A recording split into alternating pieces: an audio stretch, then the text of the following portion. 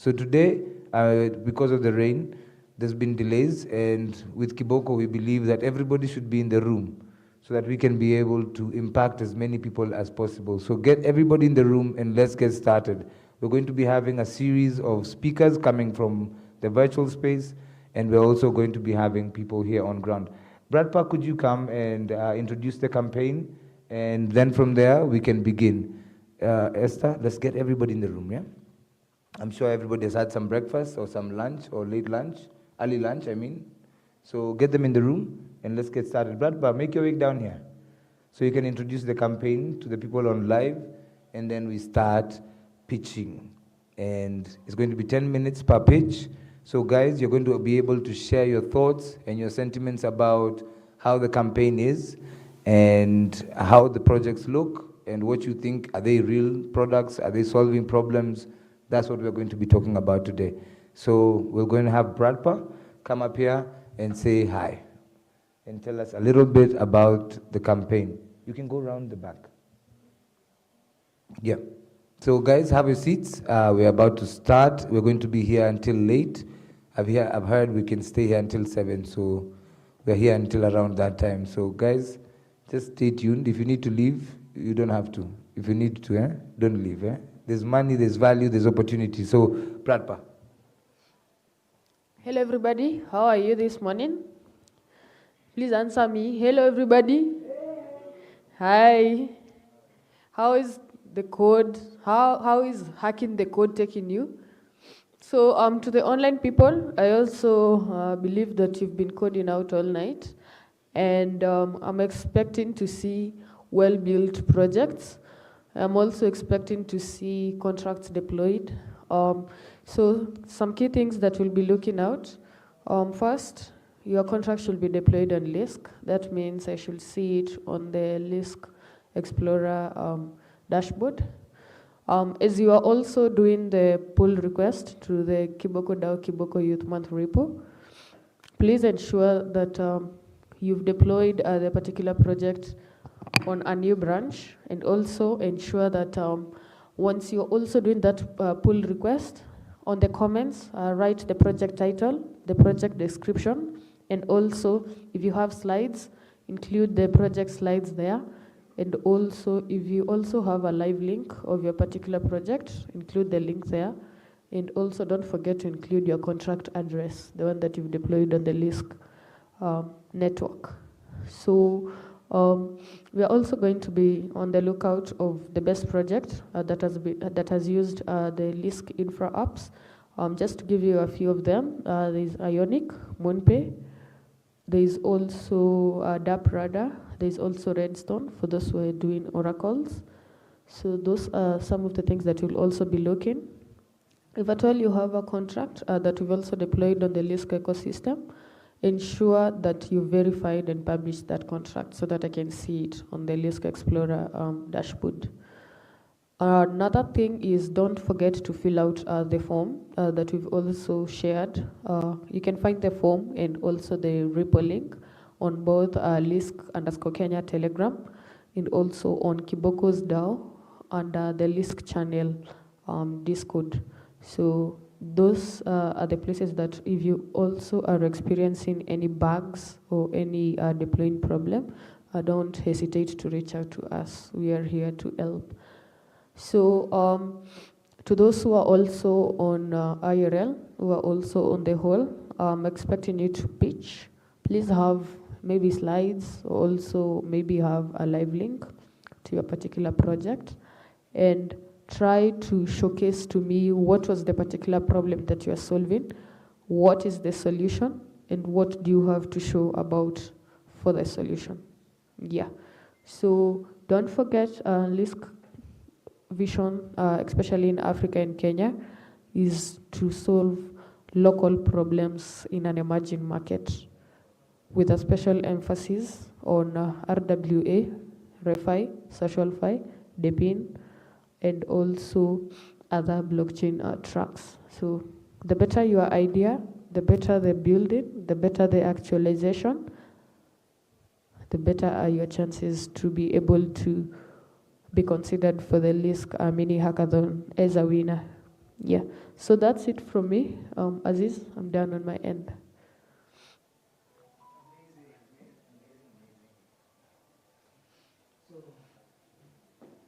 Everybody's still deploying their last codes. Thank you, Bradpa. So everybody's still deploying their last code. If you have a project and you want to share, please go into the form and fill out your project, and we will put you up on stage. For now, I think we can play some music and play the videos from the interviews as we get ready for deploying the code. Okay? So, Davey? Great, thank you.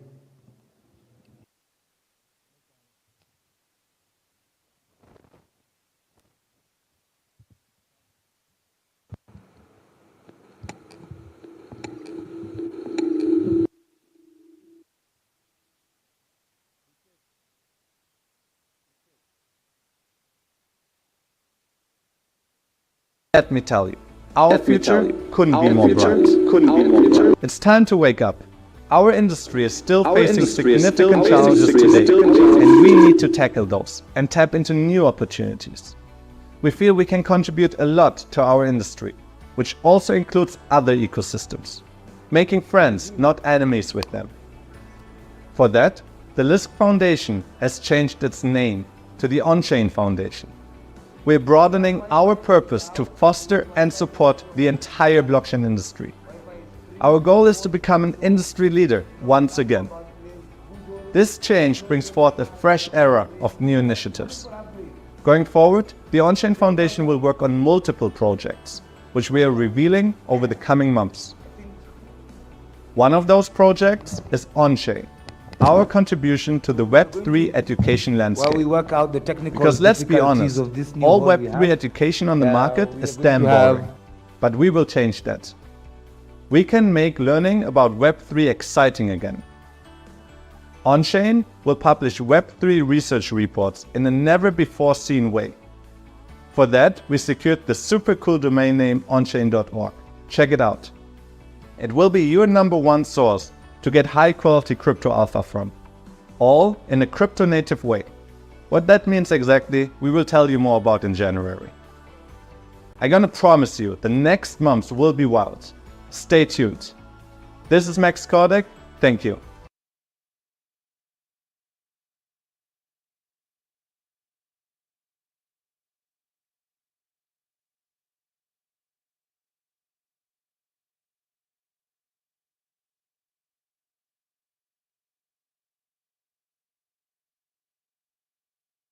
Interoperability support.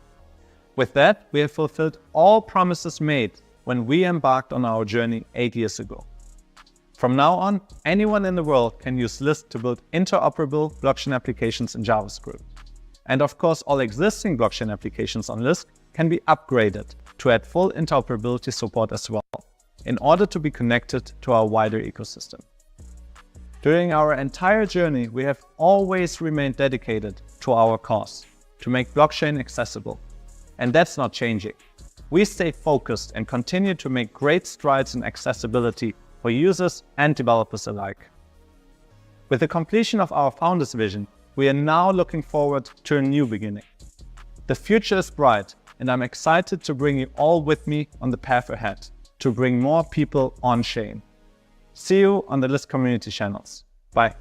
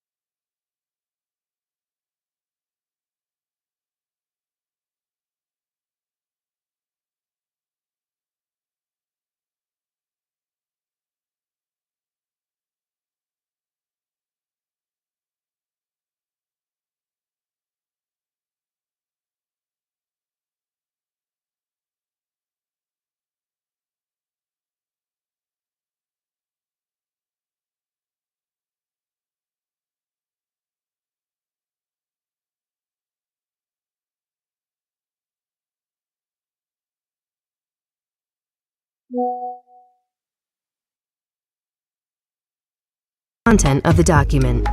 If both digests match, then Alice can be sure that the message hasn't changed in transit and verify that Bob is actually the author. It is in this way that the digital signatures are one of the key parts of securing data on the blockchain and guaranteeing immutability.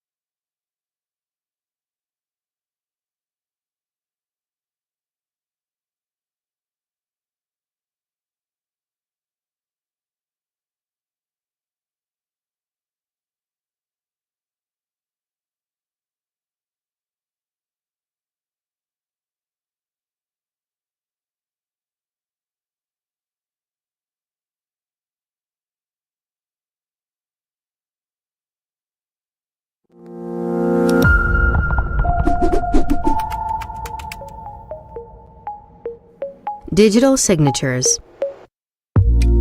Digital signatures are one of the main aspects of ensuring the security and integrity of the data that is recorded onto a blockchain.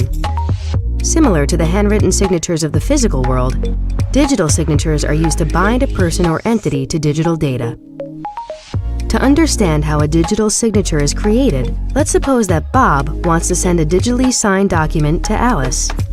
To illustrate this example, we will use a document to be certified, a hash algorithm, a digest based on the content of the document, a public key, a private key, and its algorithms.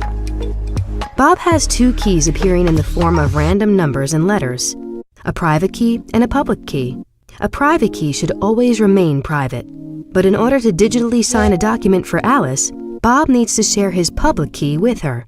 She will need it later on to verify the authenticity of the document and the signature. When the document is sent, its content is run through a hashing algorithm. The algorithm creates a unique array of numbers and letters called a digest. The digest is then encrypted with Bob's private key, which finally outputs the digital signature of the document. A digital signature is a combination of the content of the document it certifies and the author's private key. But how can Alice verify the authenticity of the document? Any variation in the content of the document, or in Bob's private key, would create a different signature. So, Alice can use the document and its digital signature to reverse the process and verify its legitimacy. Alice can run the document through the same hashing algorithm that Bob used previously, which will output a digest. If the document is untampered, the digest should be exactly the same. Additionally, as Bob ran the digest through his private key algorithm to create the digital signature, Alice can decrypt the digital signature with Bob's public key algorithm to also get a digest. If the signature is untampered, the digest should also be exactly the same. Finally, Alice will have two digests, one based on the digital signature and the other one based on the content of the document. If both digests match, then Alice can be sure that the message hasn't changed in transit and verify that Bob is actually the author. It is in this way that the digital signatures are one of the key parts of securing data on the blockchain and guaranteeing immutability.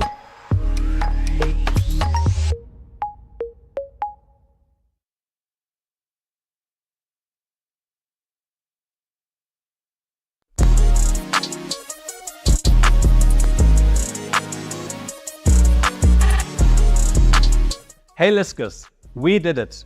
We have completed our founder's vision of 2016 for Lisp, which culminated in the Lisp platform launch with complete interoperability support.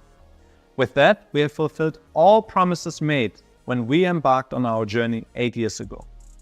From now on, anyone in the world can use Lisp to build interoperable blockchain applications in JavaScript. And of course, all existing blockchain applications on Lisp can be upgraded to add full interoperability support as well, in order to be connected to our wider ecosystem.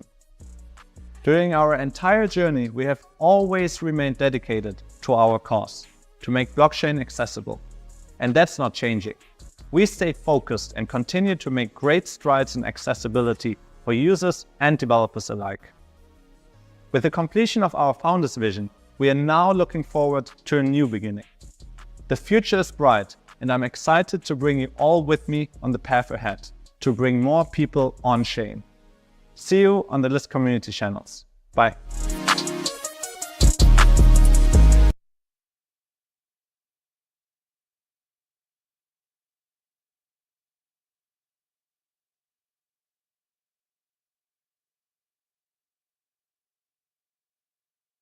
Chagua the country and city number, weka amount, check the conversion rate and confirm the transaction. Voila! Mungu tu imezidi. By the way, unajua unaweza tumia mse hayuko on yellow card yet, na bado do ataget. And receiving cash is just as easy. Log on to the yellow card app or sign up if you haven't already. From your dashboard, select withdraw, select mobile money. Now, enter the amount you wish to withdraw in Kenya shillings. Enter your network provider and your phone number as your account number. Confirm your withdrawal details, then input your 4-digit PIN. That's it. Your mkwanja will land in your phone within 12 hours. YellowPay is the easiest way to receive and send money to Nigeria, Ghana, and 20 other African countries instantly. It's fast, simple, secure, and free, powered by stablecoins.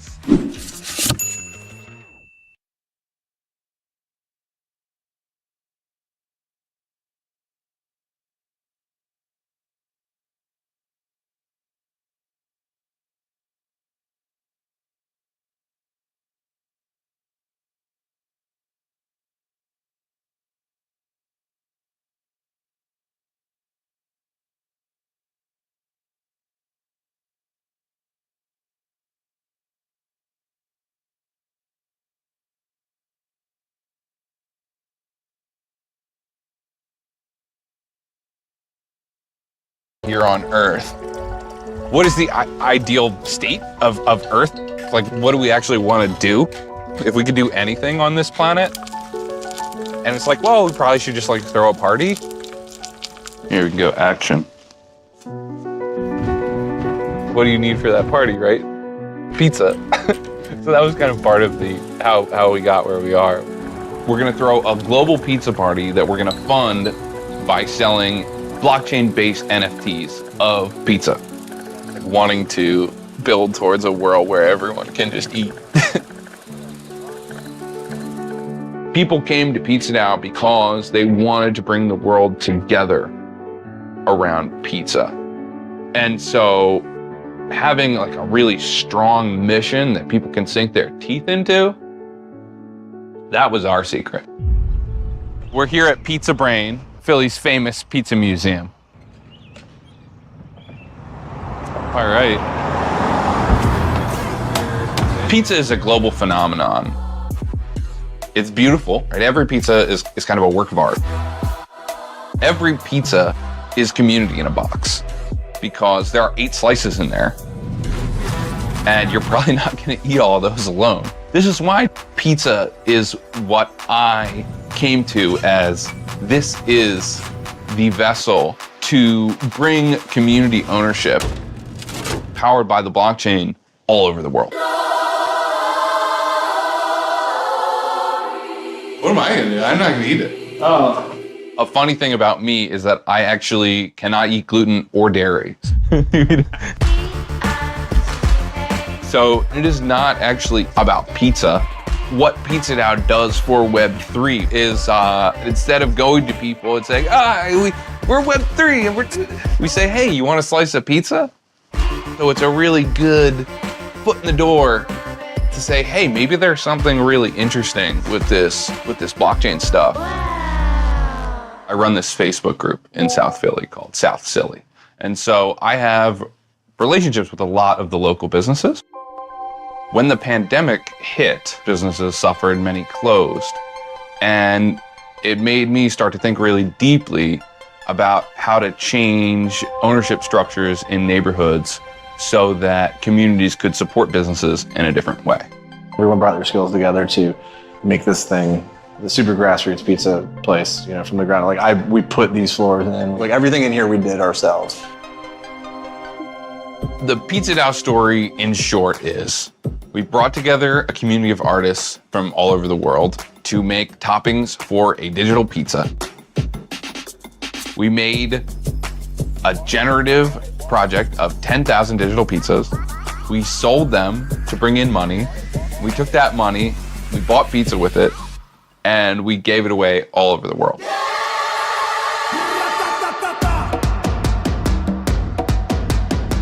Thank you for our pizzas! I love you, free pizza!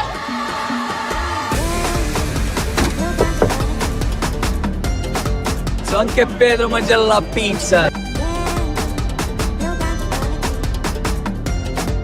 This is Cheech. This is Charles. Thank you very much for all the free dough. Or dough. Pizza DAO brought together $1 million in a month. I mean, crazy, unprecedented, impossible to do without Web3. Collabland serves a few roles in the Pizza DAO Discord. It token gates our proposals channel, so only people who hold the rare pizza NFT can see it. And this is the lifeblood of how Pizza DAO actually runs, right? We put proposals in the channel and we vote on them. We want our voting to be anonymous, and we want it to be one person, one vote. So this is actually how we make all our decisions now. It's just a huge force for being able to organize people. I don't think that we should just reinvent what's not on the blockchain. Like, that's not the assignment. The game we're playing here is to leverage this digital scarcity to bring analog plenty. To date, Pizza DAO has given away about $500,000 worth of pizza in over 75 countries. We've partnered with more than 400 pizzerias. Free pizza, molto bene. We fed, at a minimum, over 100,000 people. And going forward, we want to keep spreading community and the ethos of community ownership and Web3 through the vessel of pizza. Maybe, there's a world where humans don't really have to think about whether they can afford food that much. I don't claim to know how we get there, but I do want to get there. What if Domino came and offered to buy you for $1 billion? Fuck off.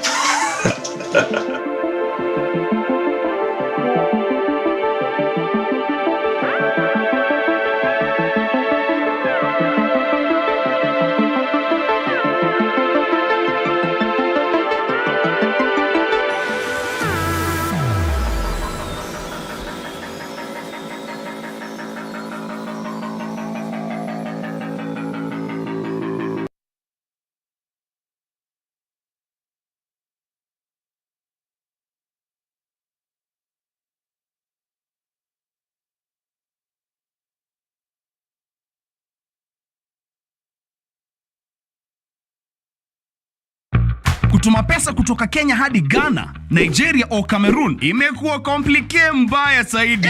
But not anymore. With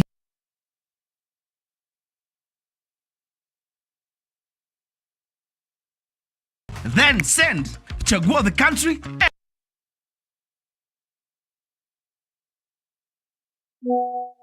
Au Cameroon imekuwa komplike mbaya zaidi.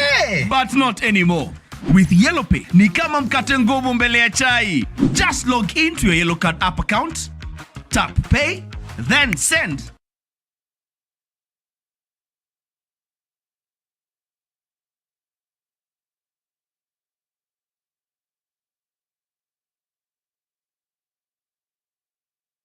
Ni kama mkate ngumu mbele ya chai. Just log into your Yellow Card app account, tap pay.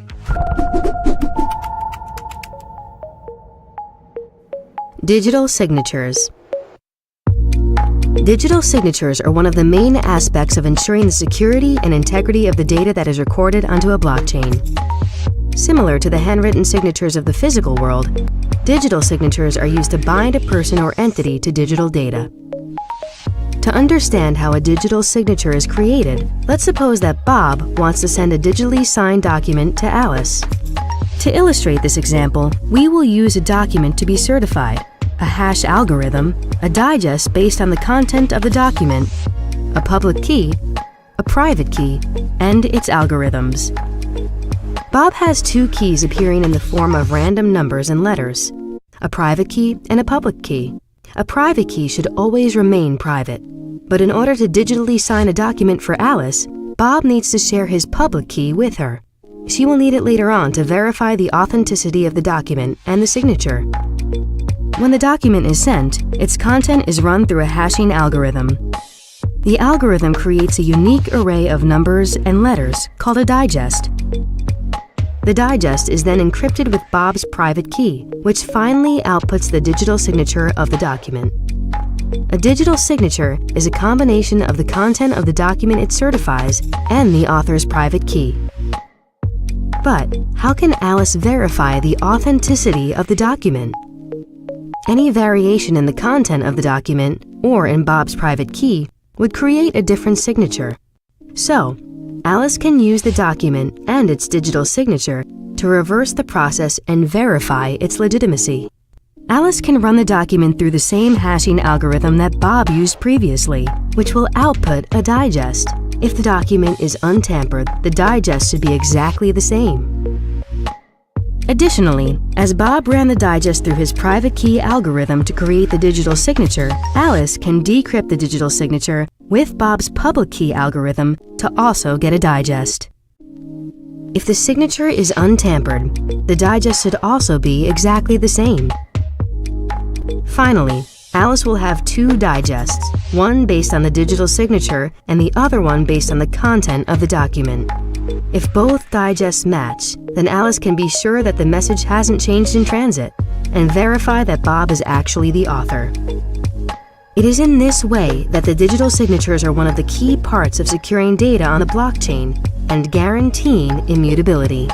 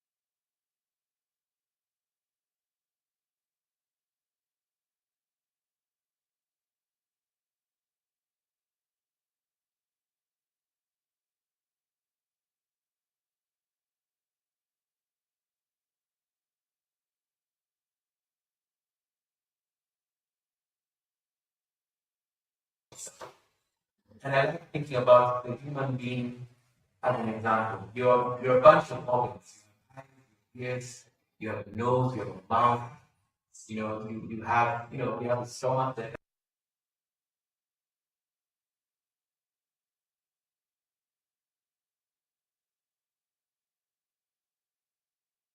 your customers need to know that you value them giving you their money.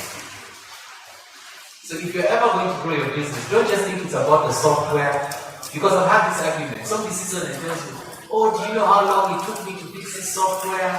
Do you know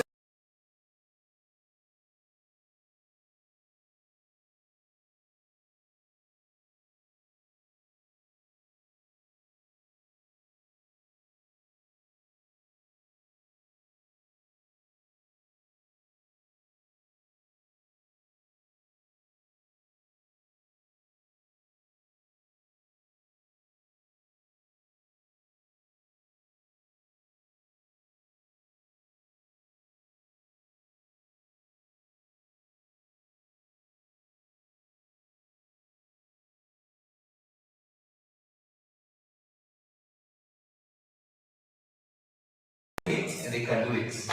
The difference between you and them is your customer support. And of course, outsource definitely you cannot outsource specialized marketing, probably digital marketer.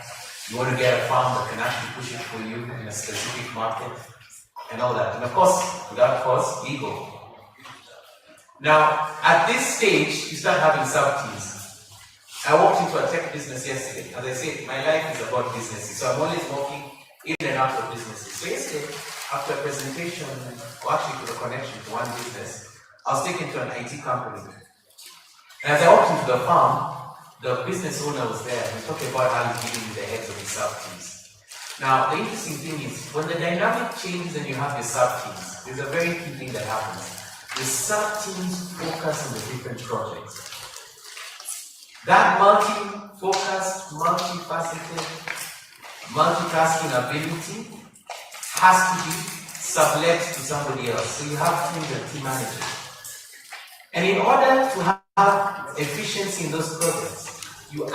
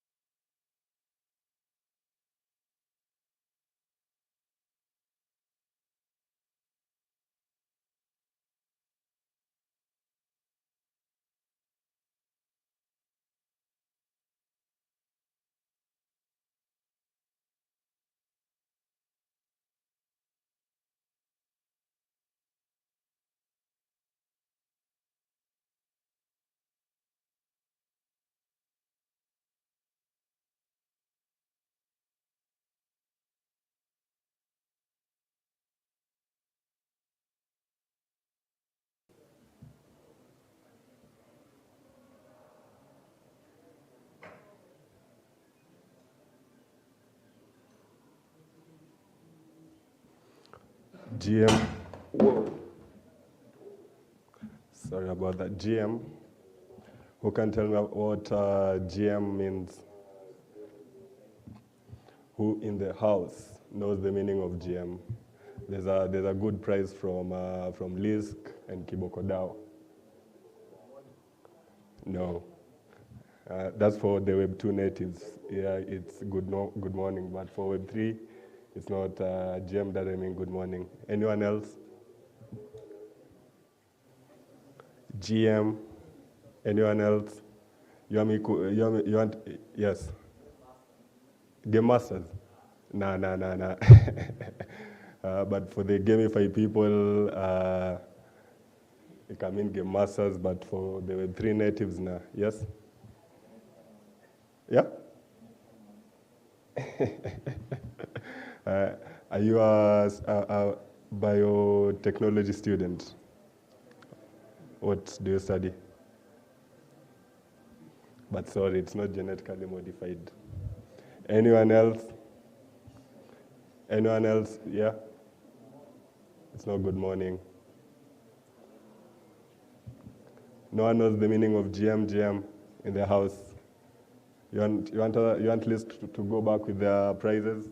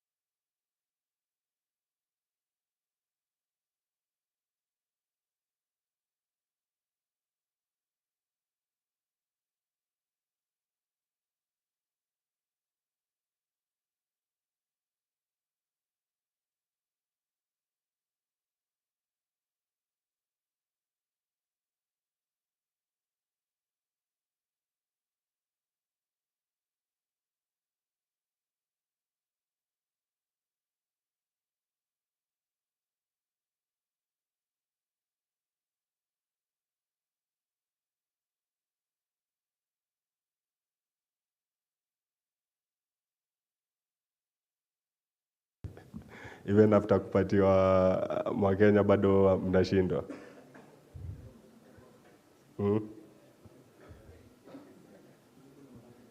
Global majority. So you'll just see Aziz or Bradpa.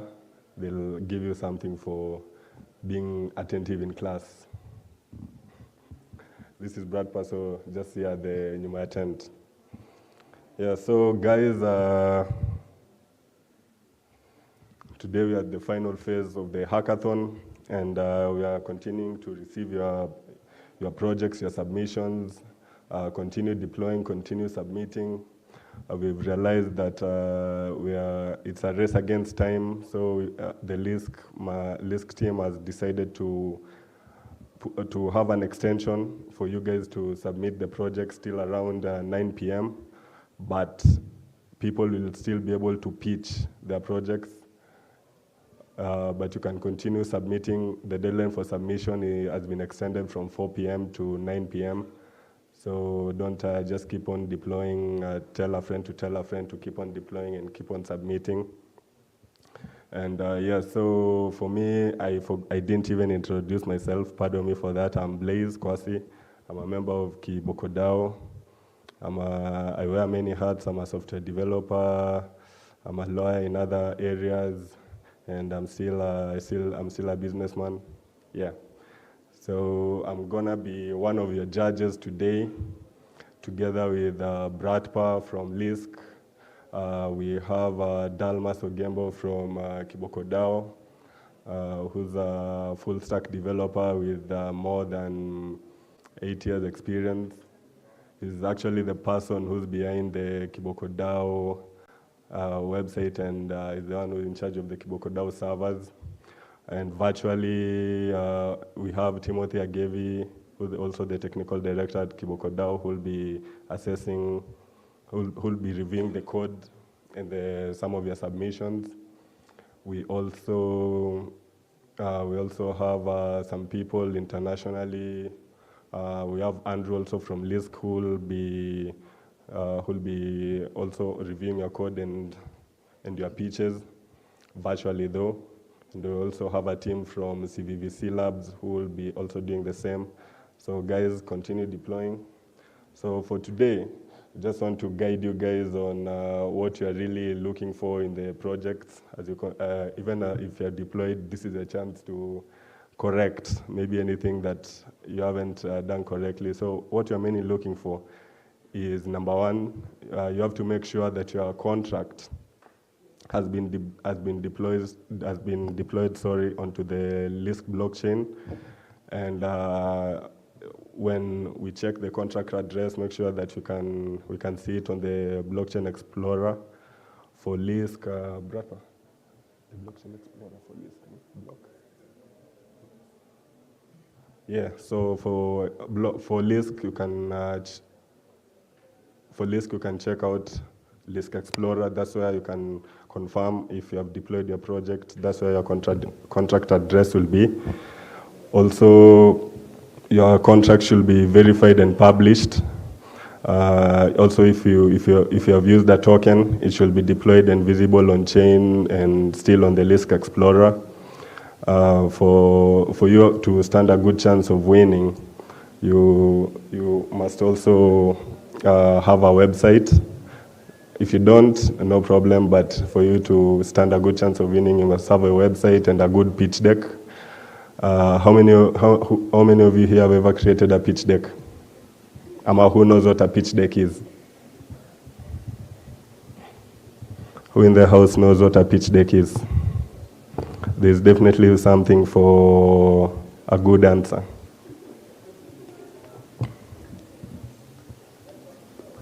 Who in the house? Pitch deck, going once? Yes.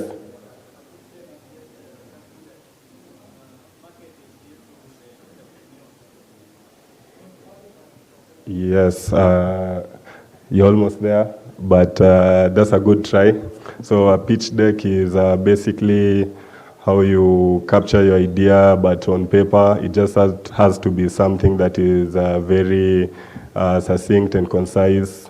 So maybe I can tell you what a pitch deck contains for it to be a comprehensive deck. So for one, as you continue to deploy and creating the pitch deck, you must make sure your pitch deck contains the name of your product. Apart from, in addition to the name of your product, you should have a problem statement. A problem statement is simply the problem that you identified and you want to create a solution. So maybe one of the problems you might have is, I can give an example of one of the projects that I've gotten a chance to see. You can have a problem that to do with donations. In Kenya right now, even during the Maandamano time, I think that's even the best example. During the Maandamano time, guys came together to contribute to a worthy cause. And guys were using platforms like Mchanga that is powered by Safaricom. But there were some challenges for using that platform, such as high transaction costs. It's also a centralized platform where you can, people donated, but for them to get the money, there are lots of politics in between there. So that's one of the problems that you can come up with, one of the problems that needs a solution. So you can structure a problem statement in just one single statement. It doesn't have to be a paragraph or anything. Just capture it in one single statement that is concise. So the problem statement for such a solution can be something like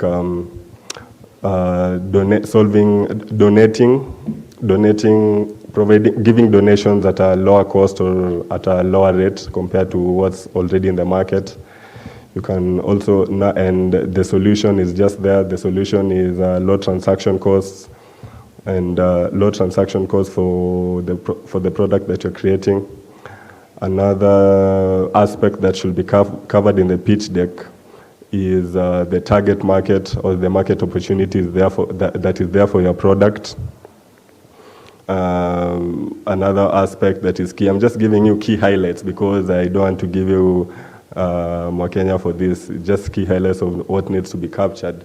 So apart from the market opportunity, you need to have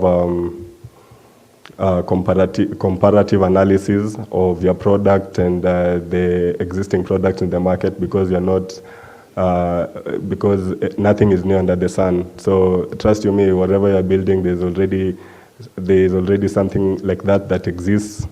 So you have to come up with a comparative analysis for guys to see why they should fund your product or why your product is different from the others.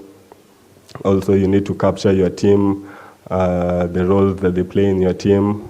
But at the same time, I know that in this space, not many, but some of the developers like working in silos, so you can still be one-stop shop.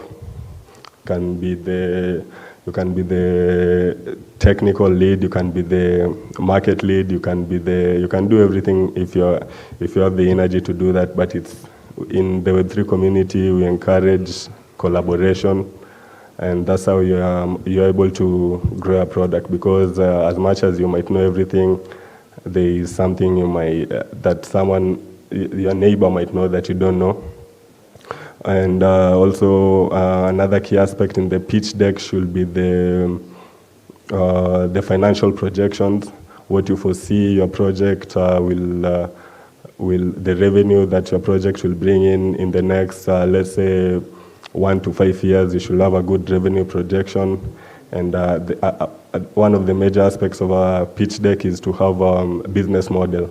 You should have a clear business model on how you'll be generating revenue, after how long you'll be able to generate revenue, and the markup that is there, yes. And also a clear roadmap from the foundation stage or the nascent stages of your product to when it will be able to scale to be ready for, when it will be able to scale to be ready for the market.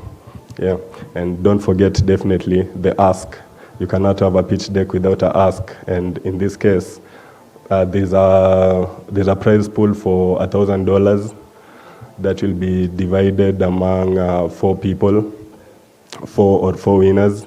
So for the first 3 projects, the best project will get around $300.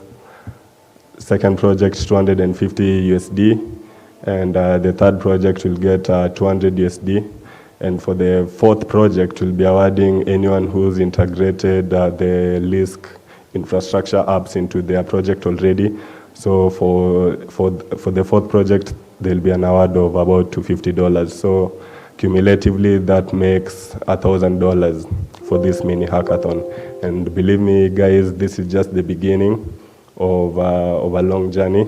So even for those guys actually who will be participating, don't think that you'll be left out. There'll be airdrops that will be coming in the near future. So if you have participated, if you have deployed smart contracts and maybe you don't win, don't let that put you down, because there'll be there'll be airdrops for you in the near future. Yeah. So that's just the highlight of today. So let's keep deploying, deploy. As I've said, and I'll repeat again, we have till around 9 p.m. to deploy. We have till 9 p.m., but we have to pitch today. So if you're ready to pitch, just let the team know. You can let Bratpa or Aziz know that you're ready.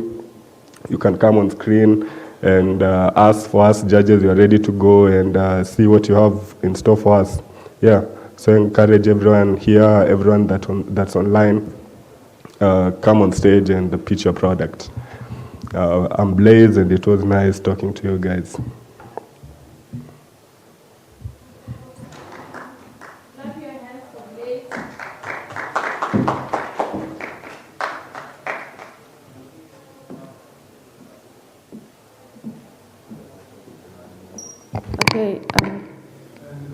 So as you've heard Blazer said, guys, keep pushing your code. We are still waiting for those people who are ready to pitch. Remember, you have to pitch your project. Even if it's not done, you have to pitch it for you to be eligible for any win. If you don't pitch, we won't, as LISC, we won't consider you for the bounty. Okay, so we are going to the next session. We have members from LISC in the meeting right now. And David, could you confirm if they are still there? We have Jesse. No? Okay. So as they come in, they're coming to talk about how they've been able to build on LISC. And they've also been onboarded in an incubation program and how it has been. And if they have ever participated in a hackathon, they're going to say how that was for them and what are the benefits of building on LISC and how has the market favored them because they've built on LISC. And moving forward, what are they going to integrate on their projects as they continue to build on LISC. And I will also ask questions for them to motivate the developers that are going to deploy to this LISC ecosystem. Okay, so guys, are you happy to hear from the LISC team? Can I get a yes or no? Okay. So in a few, once they are in on the screen, we'll just start. And please ask questions. Even if you are not a developer, you could ask questions. You could ask them how you can market their particular product in Kenya. How can you be able to know how you can integrate yourself, not only as a blockchain developer, but also as a blockchain enthusiast, as a user. How is it easy for you to participate in the LISC ecosystem? Okay, so keep up your questions. And to the online team, remember you can always chat your questions on the YouTube comments, and we'll reach out to you as fast as we can. Okay, so I'll be back on stage, and for the builders, continue building on LISC. Okay.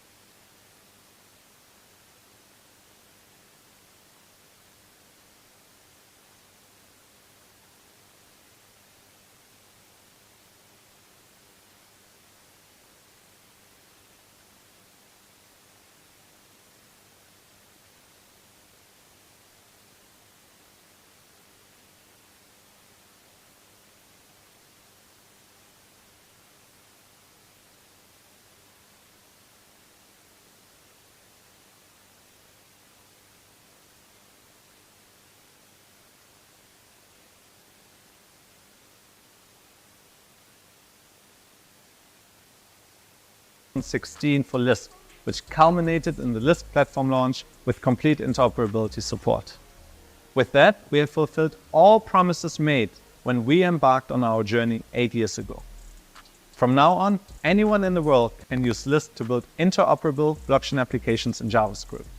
And of course, all existing blockchain applications on LISC can be upgraded to add full interoperability support as well, in order to be connected to our wider ecosystem.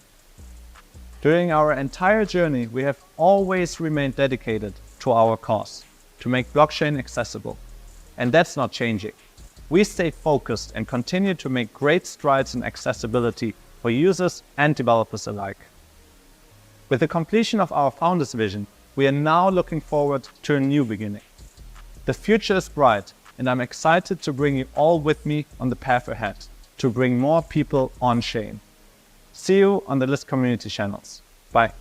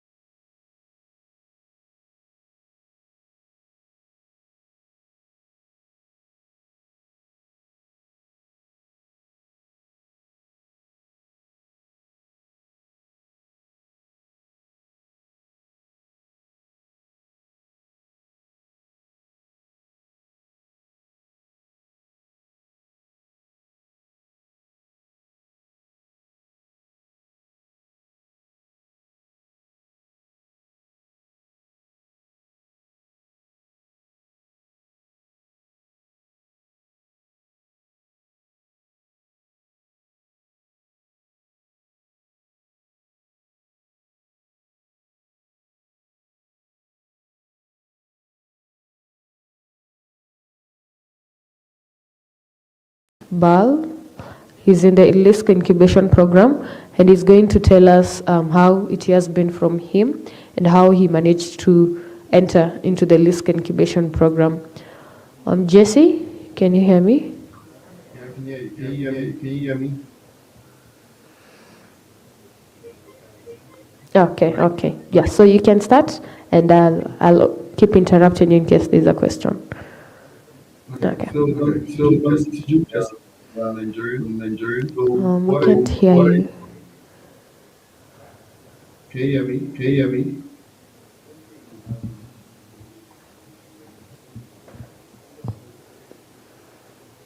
Just a minute.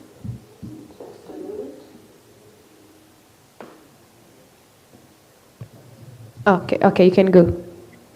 Okay, so what we do, we're connecting the agriculture sector of Africa. If you guys can apply in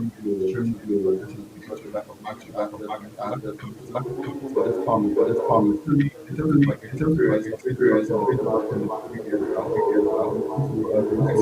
exporting different countries like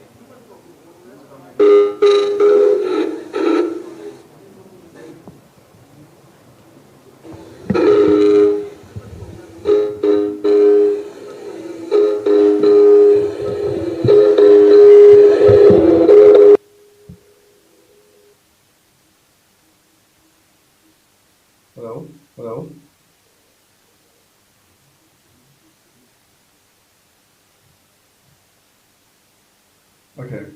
So In the in the supply chain chain journey chain of of agriculture, agriculture, there are a lot of there are a problems. lot Like of problems. Like payments like this, payments like this, uh, so wholesaler who wants wholesaler who who wants wants to trade to us to us, wants to make payment to mostly me who wants to trade to us, mostly payment to me who wants to trade to us,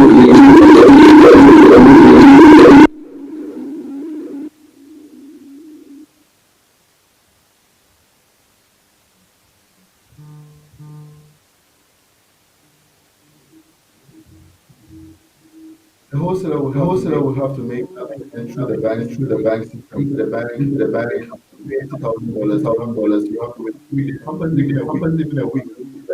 Then we Then we actually work on actually work excess on amount of excess cash. amount of So cash. we actually So want we to actually monitor monitor it the yesterday. monitoring The yesterday. third thing The also third is thing that also is that dealers dealers abroad, they actually abroad, they mostly actually work work in Africa, but in what Africa, they are but what selling they are is out selling in is the out. So we So Africa, but we we Africa, but we that that transparency to transparency both to investors both abroad and investors also abroad and also create that system create whereby that they can system make whereby they can make information information portable portable very instantly, very users instantly. on. Users So that's the whole so that's the system. whole system of All is well all is well for the fact that we are exporting without exporting a lot of without pain a and lot of all of pain that. and But all of that. But he's covered all these that's problems. when I So decided that's to when I actually decided to actually solve solve this problem. Look for a way to look actually for a way create to actually create how we solve this whole problem. It's just whole because problem. the It's just DMS because and not the payment DMS and and not not doing doing things things like like this. like this. So in building So our in product, building our product, network our or chain, chain, first is actually build on Ethereum. But how expensive how Ethereum expensive that Ethereum is is and and all of that. is and all of We're that. actually looking We're for ways actually to looking actually for ways now to actually now look at that. look at Because that.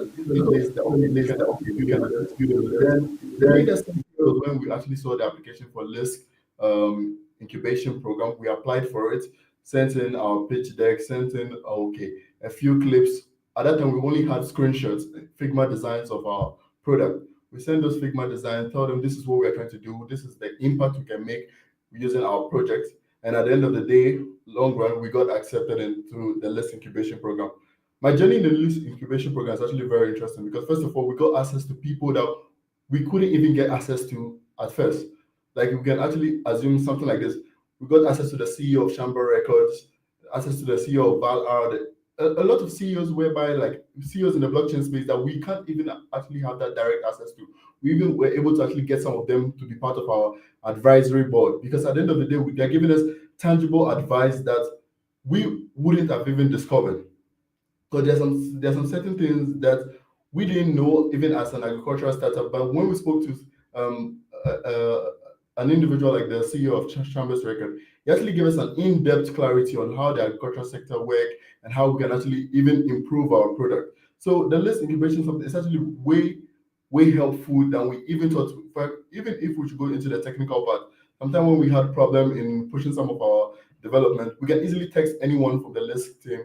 Okay, we need help over here and other company, and they're actually very quick to actually help us. Okay, set up a Zoom meeting, and they'll actually walk us through on how to actually easily deploy what we want to deploy. And also, it's not even how we expected. Also, in a sense of like, we expected something like very static. That we only do this, we only do this, we don't do this. But they actually regularly check up on us in terms of like every week. Every week we have a one-on-one session with someone from the list team or someone from CV Labs team, whereby they actually ask us about our product, ask us about our progress, ask us about where we are stuck in or where we need help in and other kind of thing.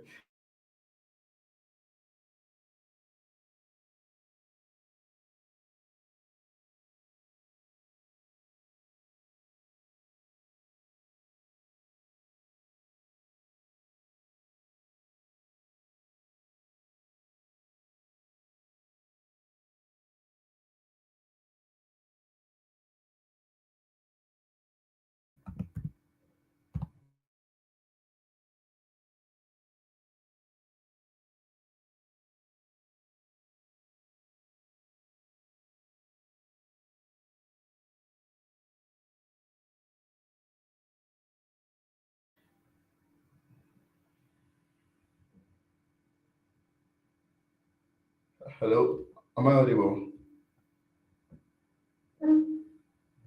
Okay, afterwards, in terms of like the whole journey we have so far, because we're almost done with the incubation program, we've actually seen a lot of progress in terms of even now when we are even pitching, we're even pitching with a lot more credibility to people? Because recently we just closed one grant for master.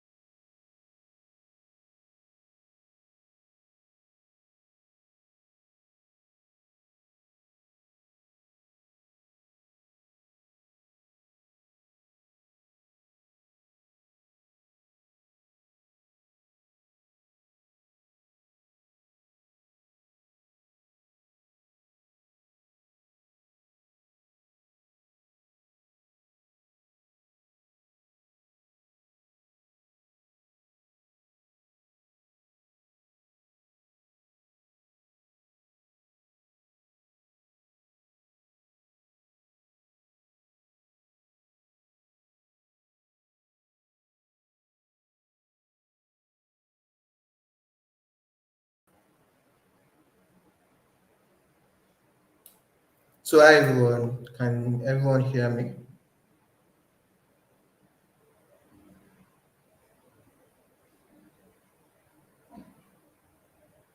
I think this network just went um, off. Um, do we wait for him or Bitipa? Do we need to wait? Do we wait for Jesse?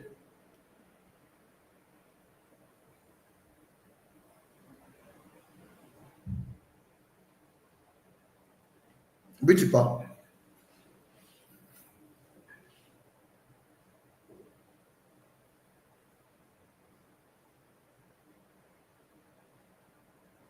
Bitipa.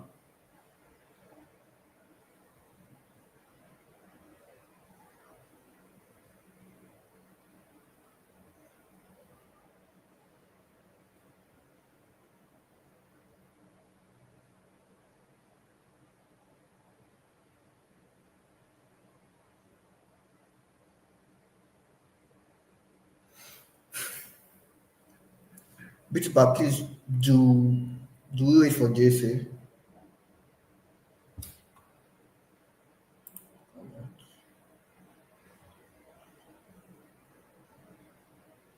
Okay, so I think I should just go on with my story in the incubator. So I'm Bawalon Shogo, co-founder and CEO of Hostit. We are an event ticketing platform that enables organizers to create events and sell tickets to attendees. So attendees can come and buy tickets, and it's a trustless system. We are run a user-centric system because these users can easily buy tickets with crypto and fiat, and because they can buy tickets with crypto and fiat, in case of event cancellation, these users can also get their refunds back. So it's a user-centric system that we are using. At Hostit, we are planning to disrupt the event ticketing market, um, competing with the likes of Tix Africa and competing with the likes of Tix Africa and um, Eventbrite, right? We want to disturb the market, and we are built on the blockchain, Leaks blockchain to be precise. So about my journey at the incubator, right? OSIS, we have a team of 4 developers. We came in as a team of 4 developers, let me say that. So all of us were thinking about development. But when we came into the leagues incubation held by CVVC, we had to start thinking like businessmen, building for users instead of building for developers. So ordinarily, we started out as an hackathon project. Hosted started out as an hackathon project. We won the league's global on-chain screen hackathon. We came second in the reward asset track. When we came second in the reward asset track, we were encouraged to apply for the incubation. So we applied for the incubation and we got in.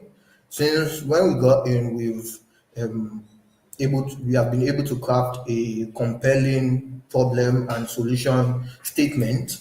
Then we've done our competitive analysis, market analysis, customer segment with the help of the incubator. At the incubator, we've met top guys in the industry that we wouldn't have met on a normal basis, right? CBBC and Leaks have helped us bootstrap because we've learned from successful CEOs in the Web3 space, such as Yeli Badamosi of Onboard Wallet. Yeah, we've met with Eric Ayan of Aya. We've met with the CEO of Kokani Pay, right? We've met with the CEO of Shamba Data, like Jesse said earlier, top guys in the industry giving us advice, talking to us, not just in Africa, outside of Africa. We've learned about the block business of the blockchain and raising funds. Basically, it's been a very good journey. At the incubator, building just from just building to building a market ready product, and it's something that we feel we are grateful for, and it's something that has exposed us to a certain extent that we thought that we knew without the incubator we wouldn't have been able to get. So that's about my experience at the incubator.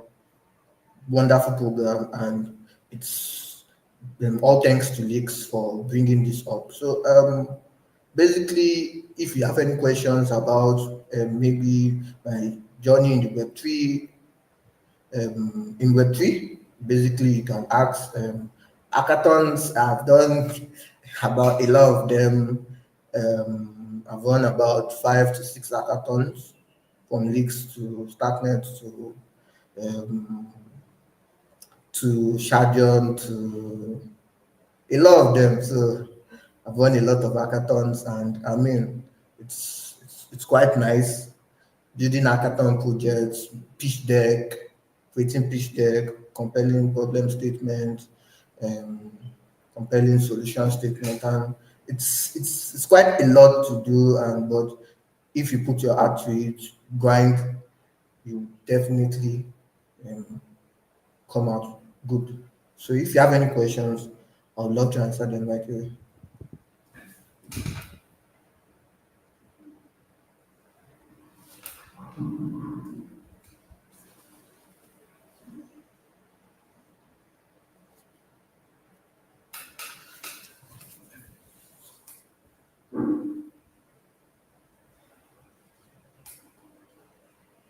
And I think JC is here. JC is back on, so he can just come up too.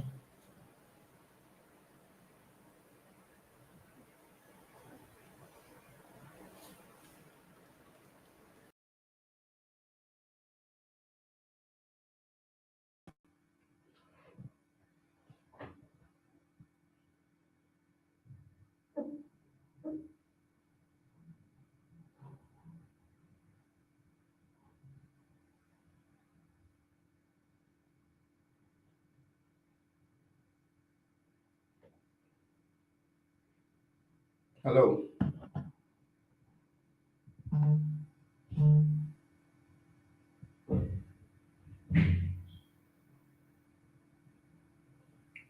Okay, so if I should continue from where I stopped, the whole journey throughout the whole incubation has been amazing. From us meeting like world-class mentors or world-class innovators who have joined our advisory board, who have also joined us in actually creating a way more better product than we actually imagined. And also like the kind of relationship we've had with the list team, kind of relationship we've had with the CV Lab and CVVC team is actually exceptional, because at the end of the day, it's no more like, oh, a one-time checkup anymore. It's something that they actually constantly come to us, speak to the team all the time, ask us what problem are we having now, do we need any help from them. So like this one incubation program that I would always encourage people in the blockchain space that they should actually come into this, because they actually understand the African market, they understand what we need as African startups. So they connect us to African founders also, as well as the international founders who actually understand the whole African landscape.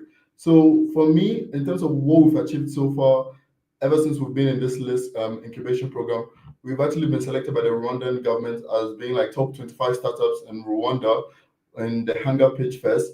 And also moving forward, also we've also raised $10,000 from Mastercard Foundation. All this happened within our whole time being with the list incubation program, and we believe that it's more to come. This is just the beginning of us. By the time we actually get into the market with full force, by the time we complete our incubation program, it's way more than this. Because like the kind of support you are receiving is actually extraordinary, I would say. But that's that for my experience at least. And if there's any question about the Web3 space and all, I'm ready to answer that.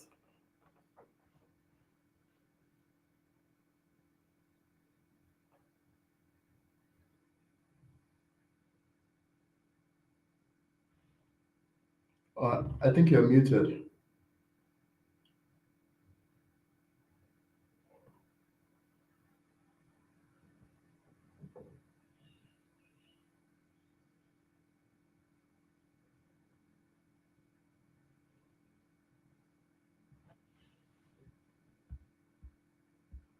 We can't hear. We can't hear you. We can't hear you. I think you're muted.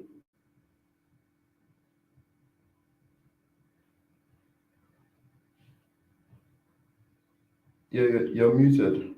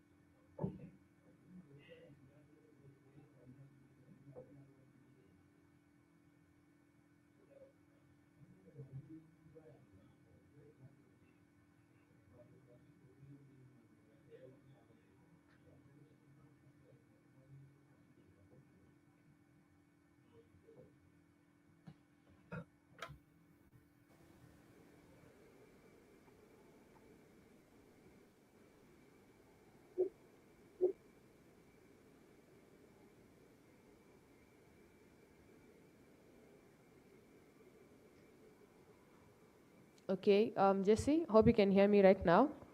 Yeah, I can hear you now. Yeah, I can hear you now.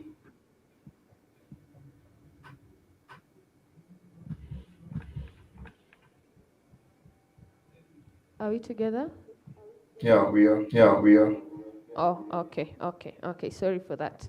So, as I was asking, you mentioned that both of you met a lot of Web3 companies that have been in the blockchain space for quite a while.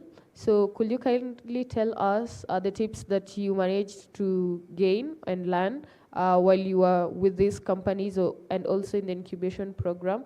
And what made you switch from being on a builder mindset to a founder mindset? Okay, so and what we actually thought about as founders, we believe that okay, we actually spending most of our time building is actually what a startup is all about. At the end of the day, what a startup is all about is you actually taking the money from the customer, you having paying customers. Because there was one um, man that came to speak to us and actually told us that if you are still in the phase of development, still in the phase of research, and you've not actually started making sales, you are just a researcher still.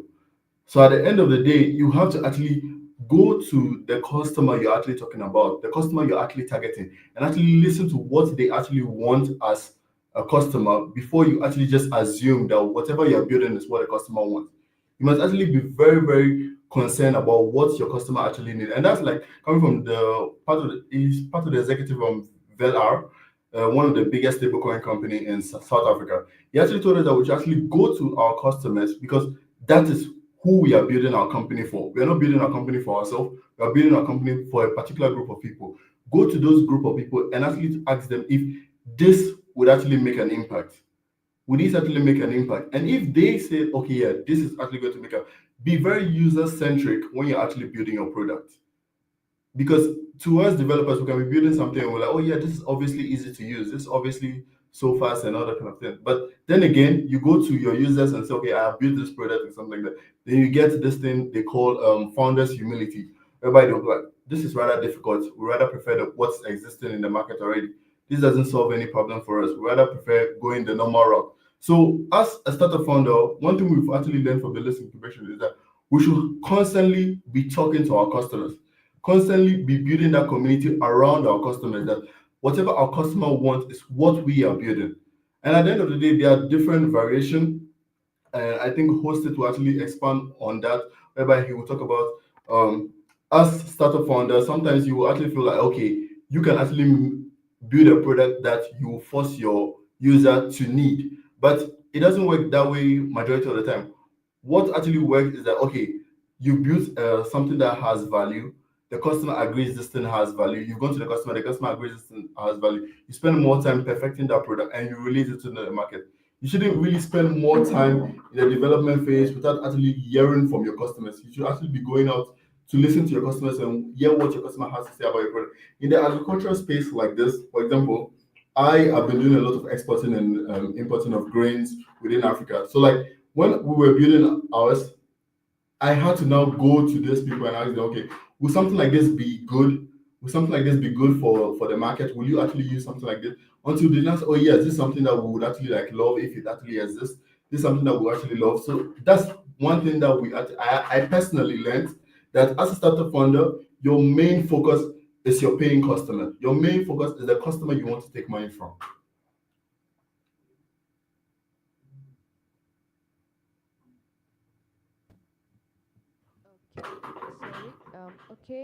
Thank you so much, Jesse. And another question would be, since now is what you've said, you're building in scalability, in a very high scalability. How has Lisk supported you in such a venture? And also, considering that you could have built this particular idea in any other chain, so why did you choose to build it on Lisk? Okay, in terms of scalability, I think in the startup space, one thing that we are mainly focusing on is compliances, getting those licenses, getting those compliances, because if you don't have those, that's what's going to limit you. And let's actually position us in a place whereby we would actually take advantage of this. Is when they actually introduce us to people like the CEO of Kotani. Kotani is on a fast rise right now, and majority of Web3 startup actually leveraging Kotani since they are in a fast rise of getting licenses from different countries. Kotani currently have about 7 licenses. And with Africa, about what we were building, the whole payments on-ramping and off-ramping, we don't have to now go to each of these countries' central bank to go and like acquire licenses anymore. But now we can leverage Kotani.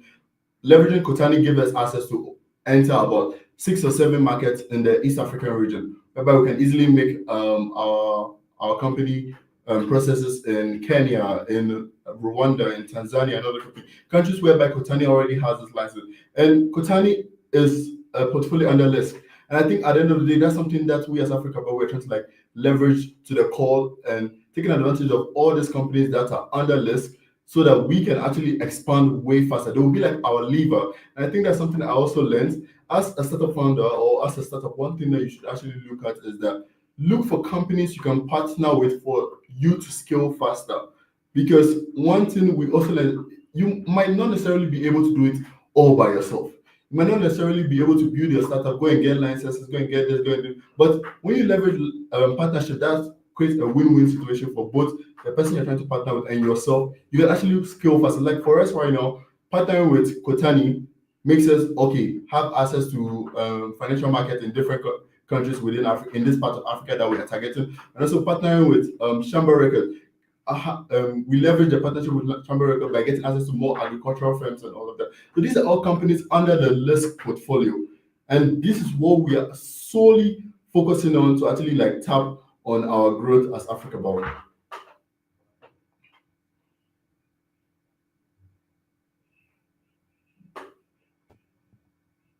Okay, thank you so much, Jesse. I think the other question I'll ask Banwo, because most Kenyan Web3 developers have already built in StackNet, and most of them are asking why did you believe that your own project host it? Why did you believe that this particular project would actually scale in Lisk? Okay, thank you very much for that invitation. Okay, so we believe Host it will scale because the event management industry is plagued with inefficiencies such as ticket fraud, inefficiency in attendance and verification, and lots more, which result into organizers losing funds, a lot of funds because of these inefficiencies. They are also losing irreplaceable when it comes to their reputation. Their reputations get damaged because in case of places where ticket frauds occur, the reputation of the organizer becomes damaged. So for attendees, it causes low satisfaction for them and also causes reduced communication with these organizers. So what we are actually doing, our solution is just to eliminate ticket fraud using the blockchain. And we know the blockchain is secure, it's transparent, and we are leveraging on NFTs for ticketing, which is also immutable. Yeah, and we are also using, we're also creating like a digital memorable stuff for people, like minting them QAPs after events. Then one other thing we are doing is one of our key USPs is ticket refunds. We are using smart contracts in a way that when events are cancelled, immediately events are cancelled, everybody that bought a ticket will definitely get their refunds back. So you are rest assured. It's a user-centric solution because as a user, I don't get to start thinking that this organizer, can I trust him? What if this event doesn't hold? Do I get my money back? You get that kind of stuff. So as a user, you can come with rest of mind because I can pay for an event and I know any day it gets cancelled, I'm getting my money back straight away. That is like a game changer when it comes to the event industry. One other thing that we are also planning to do is ticket resale marketplace. When we say ticket resale marketplace, I might buy a ticket today and maybe I don't know what the future holds for me. I may plan that I'll be in Wizkid's concert on the 29th of November, and on the 28th of November, I get a call to host an event in maybe in United States. So that way, I will not be able to go to Wizkid event. I can easily list my ticket back on that ticket resale marketplace for people to come and buy. One thing we are also using to guide against like people buying a lot of tickets and waiting for deadline to push it is that the amount you buy the ticket is the amount you sell it, just to guide against people defrauding the system. So basically, our solutions are unique in a way, transparent, secure, and we feel this would be a game changer in the event ticketing space. And from our traction so far, we've hosted about 4 events, getting about 220, 2,200 attendees, and these attendees have given us good reviews. And we are also looking to add features that these attendees are talking about on our platform.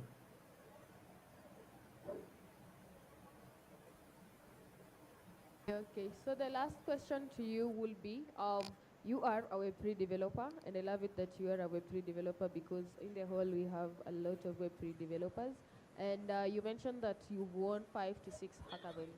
Um, I'd like you to talk about those hackathons. Were you using the same project?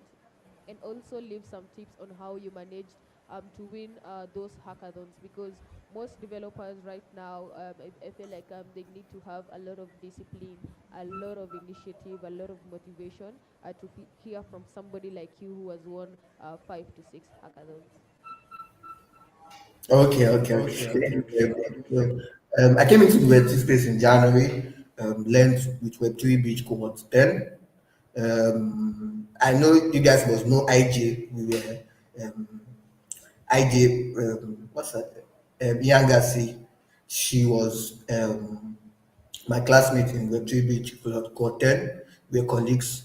So immediately after the cohort, me and my friends, about four of us, we competed in our first hackathon, which was the one with Shadion. We built Badger. Badger is a platform where something like Third Web, but we are building it on the Shadion blockchain, where you can deploy and verify your smart contracts on chain for non-technical developers. So as a non-technical developer, can just come, click, have a few clicks and deploy maybe your ERC20 token or ERC721. So we had that idea, we built it out, and we actually won we won in the Shadowm blockchain hackathon. The next hackathon was Leaks on-chain Spring hackathon, where we built Hostit. That was the first time we built Hostit. Hostit, which I've talked about much.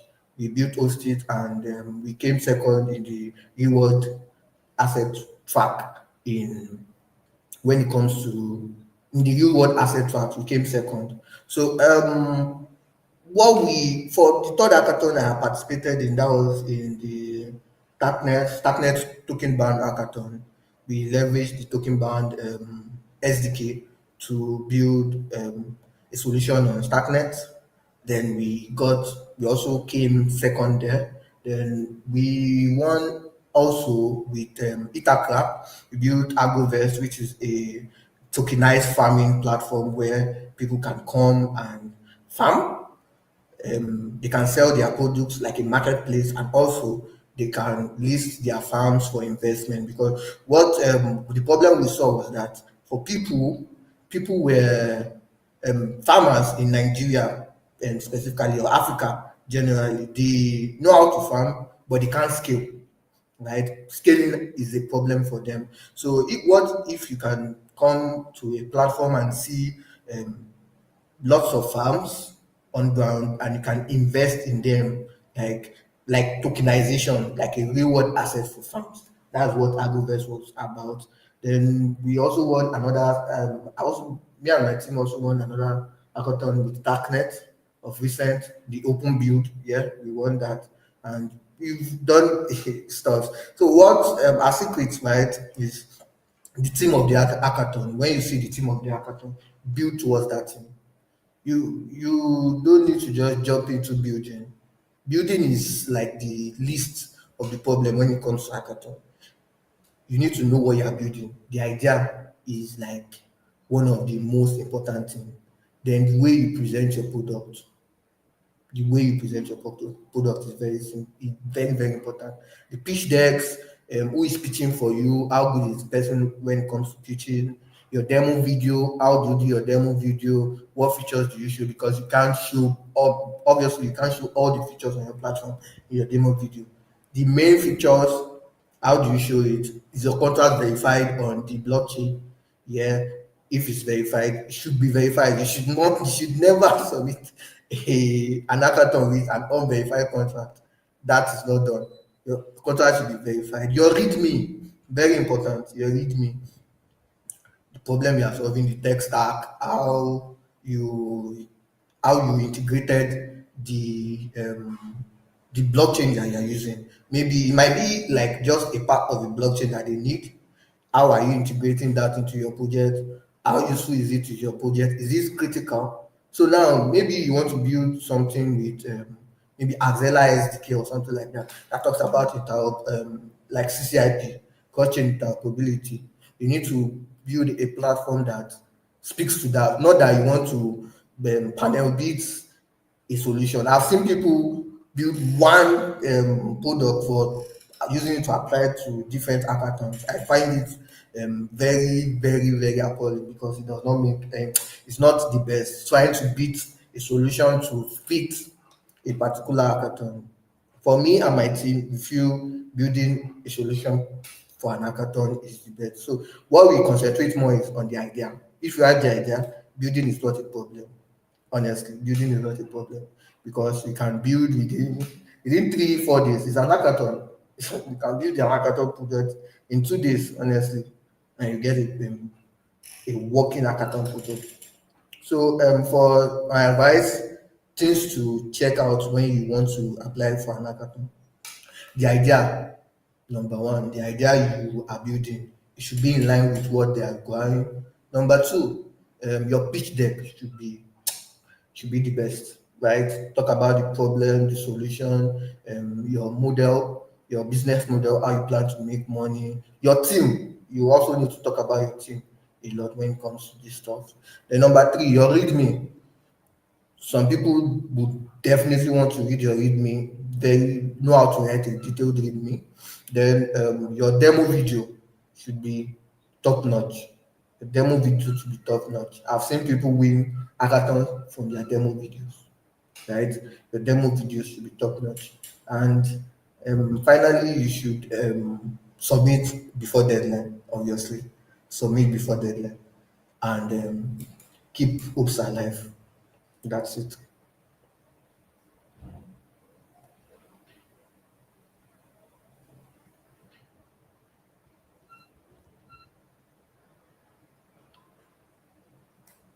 But that's all. Can you guys hear me?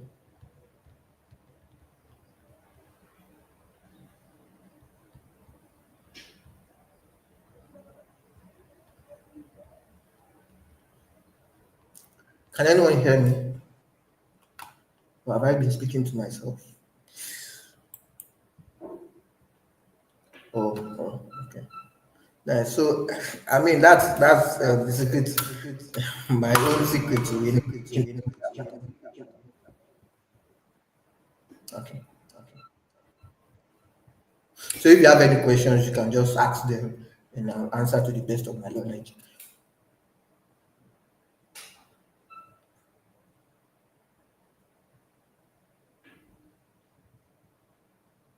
And even those on the online YouTube link.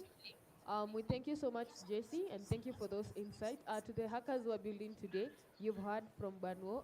He has said, concentrate on your idea, concentrate on how you're building your idea, and also ensure that you submit before the deadline, and also ensure that your demo videos and your live links are up to notch.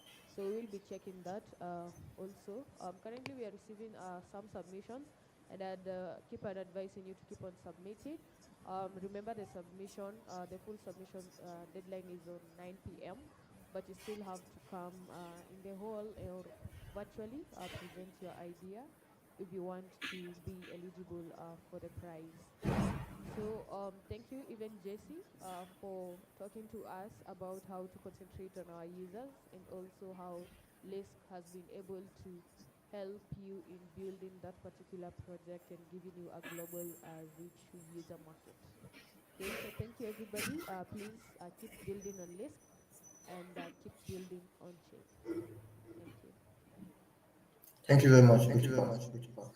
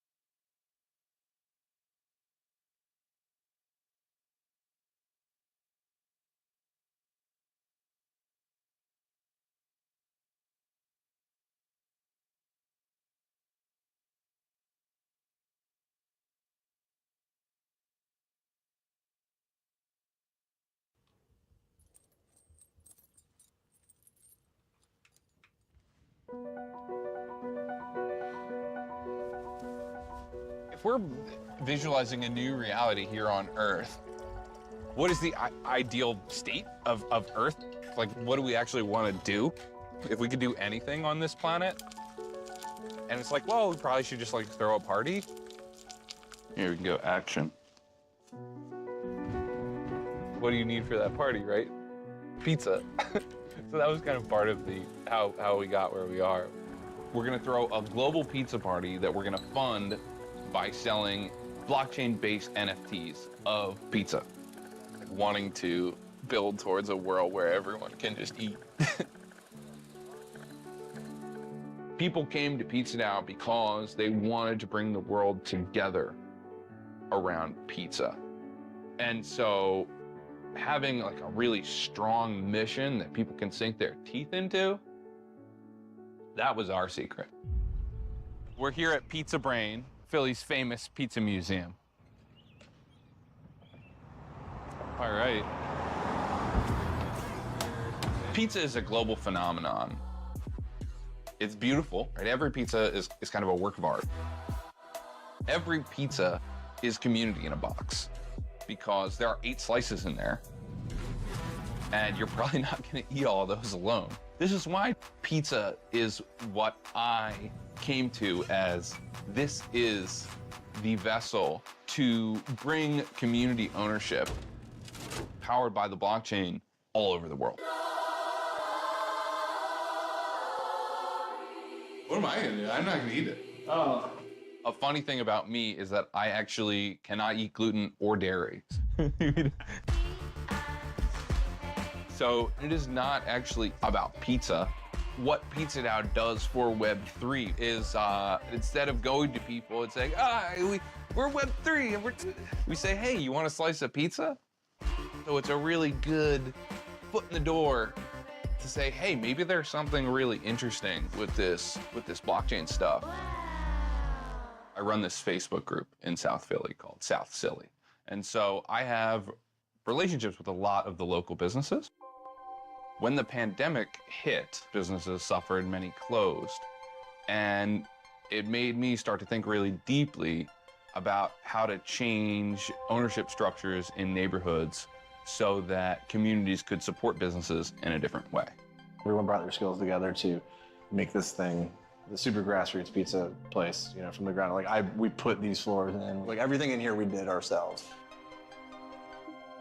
The Pizza Now story, in short, is we brought together a community of artists from all over the world to make toppings for a digital pizza. We made a generative project of 10,000 digital pizzas. We sold them to bring in money. We took that money, we bought pizza with it, and we gave it away all over the world.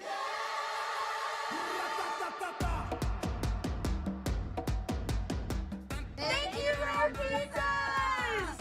I love you, free pizza!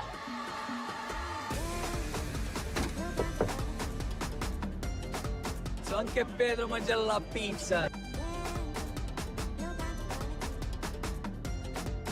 This is Cheech. This is John. Thank you very much for all the free dough.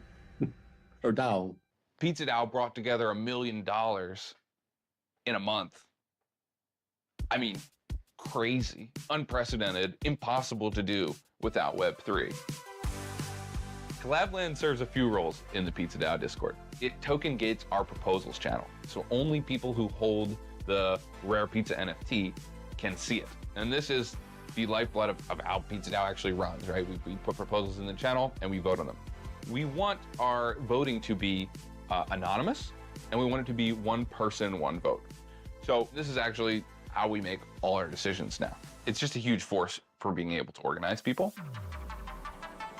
I don't think that we should just reinvent what's not on the blockchain. Like, that's not the assignment.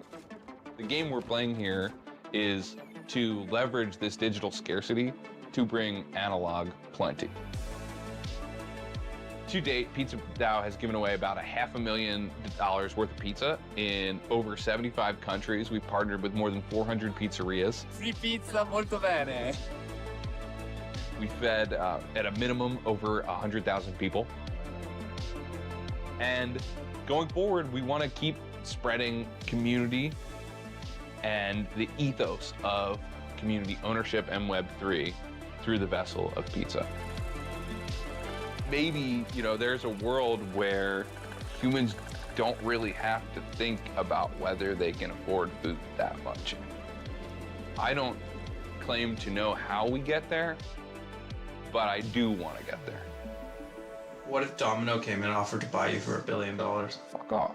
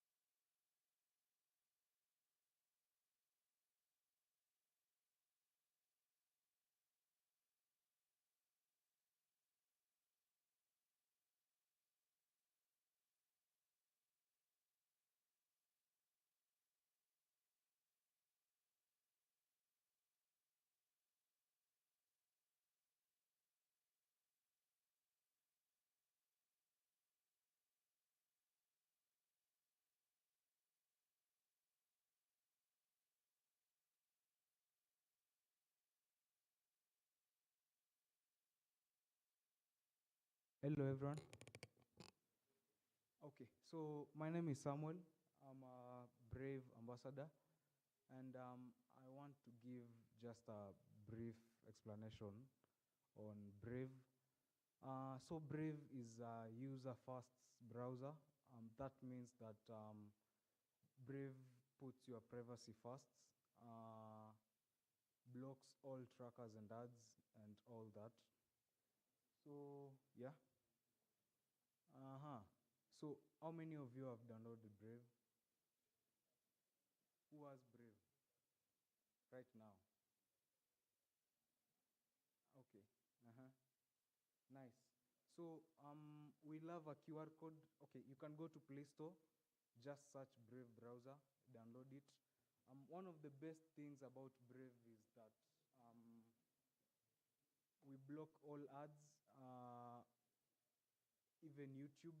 So when you go to watch your videos on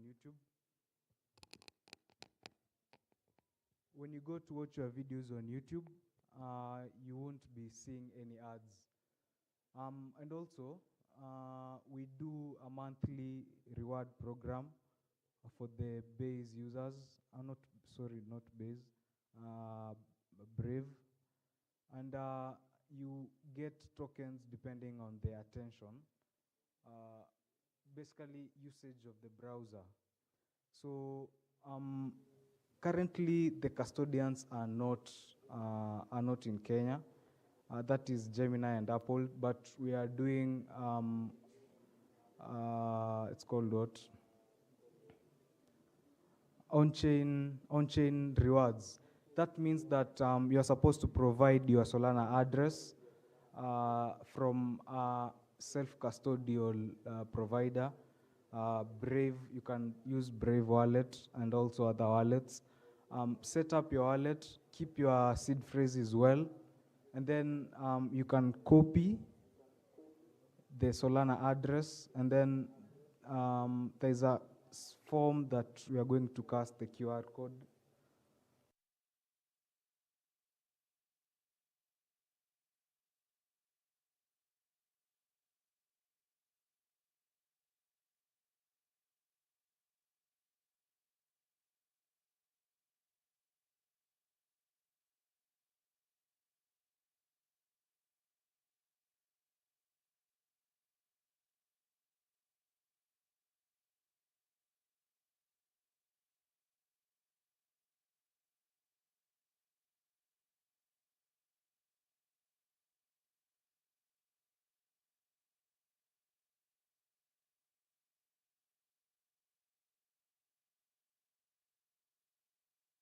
We move.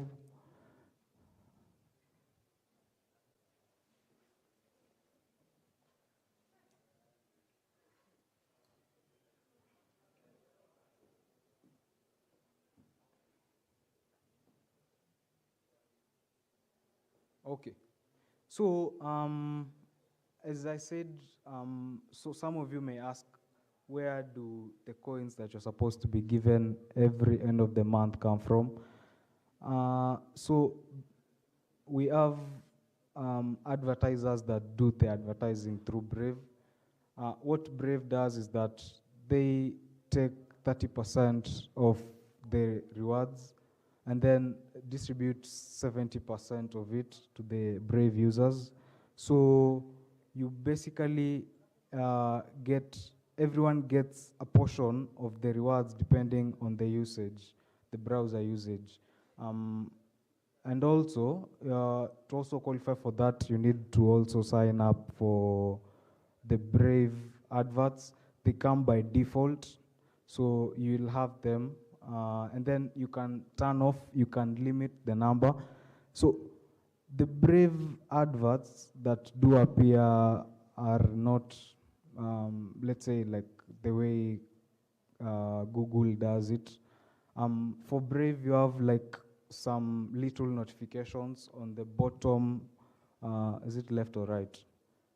Left, right, okay, whichever. You'll see like some pop-ups, and then you might also see some great pictures on the background.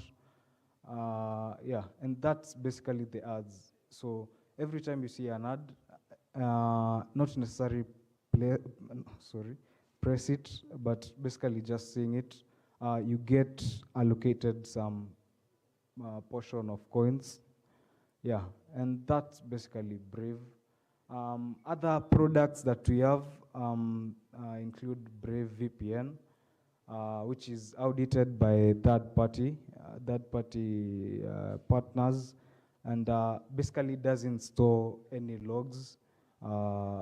And also we have our AI called Leo, and yeah, and we also have Brave Search.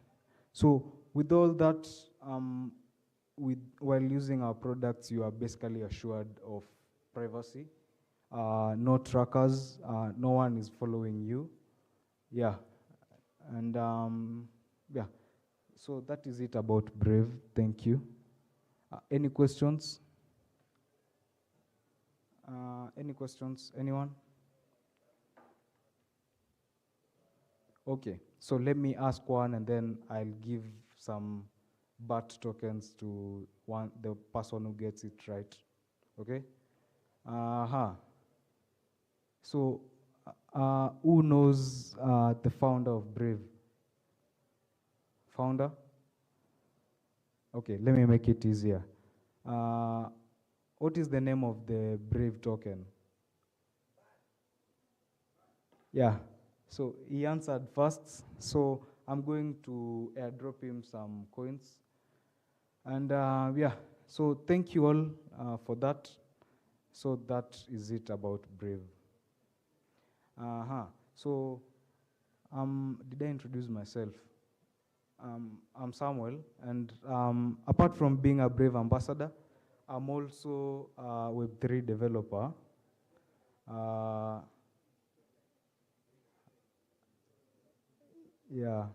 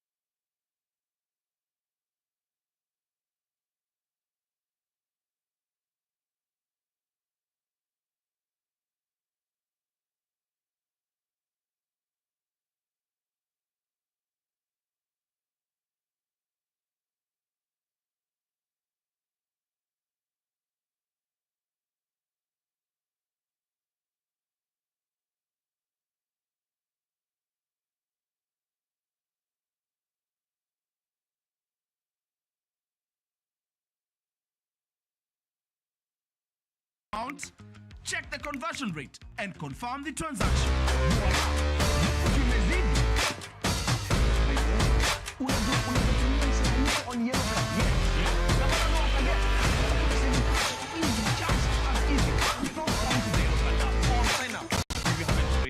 From your dashboard, select withdraw. Select mobile money. Now, enter the amount you wish to withdraw in Kenya shillings. Enter your network provider and your phone number as your account number. Confirm your withdrawal details, then input your 4-digit PIN. That's it. Your mkwanja will land in your phone within 12 hours. YellowPay is the easiest way to receive and send money to Nigeria, Ghana, and 20 other African countries instantly. It's fast, simple, secure, and free, powered by stablecoins.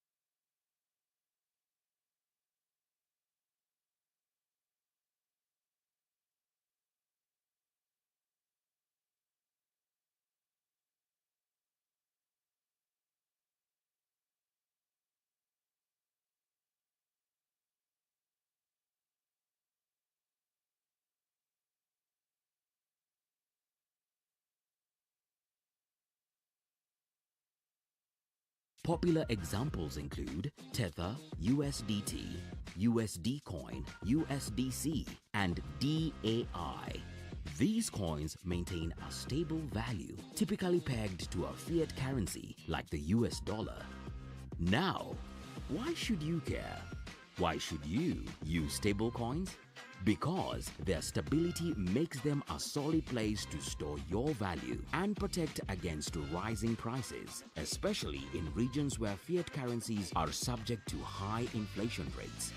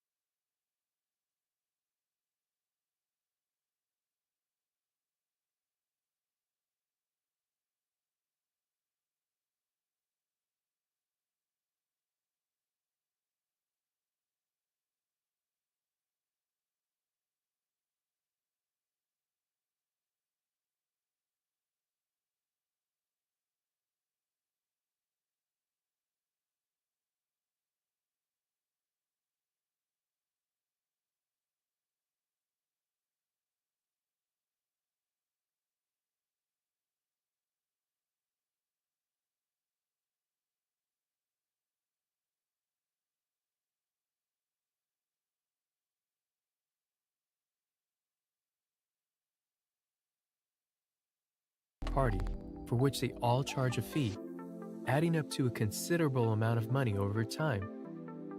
Transactions can also be extremely slow. It can sometimes take days for a bank to guarantee that a payment has been received. Another issue is that these companies need to store endless amounts of personal data about their customers to work out who is trustworthy, but they can't always be trusted to keep that information safe. If we don't use a centralized source of information, how do we prove that we have paid when we buy something, or that we can actually afford to pay for it in the first place? Solving this issue is one of the greatest achievements of the first cryptocurrency ever created, Bitcoin. Bitcoin uses a peer-to-peer payment network, where the responsibility to maintain a trusted ledger of transactions is shared between everyone, rather than one central body. And, as there is no central authority needed, there are no disproportionate fees or personal data at risk of being compromised. So, Bitcoin is a cryptocurrency that solves the issue of payment. But what else can cryptocurrencies do? Since 2008, countless cryptocurrencies have been created, many of them carrying out different functions in different blockchain ecosystems. Investors buy into them because they believe in the product that the currency underpins. Many people see cryptocurrencies as tools that can help developing countries by reducing fees, offer greater access to banking, help combat inflation, and fight corruption. Only time will tell if they can change the world so drastically, but one thing is for certain: the blockchain technology that they are built on is here to stay.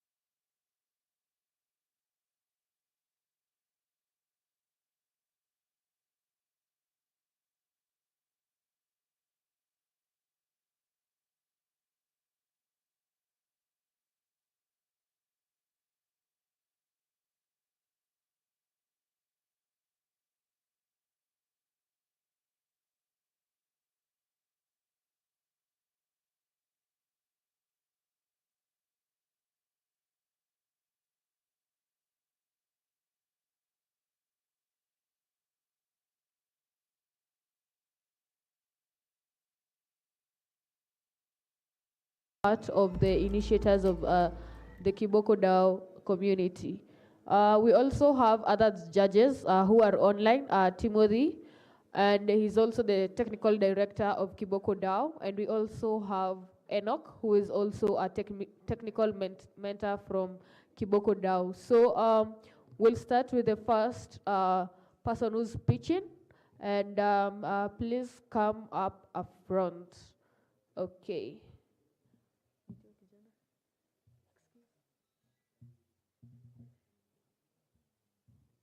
Okay, so Blaise and Dalmas, please fill the seats that are up here so that we start.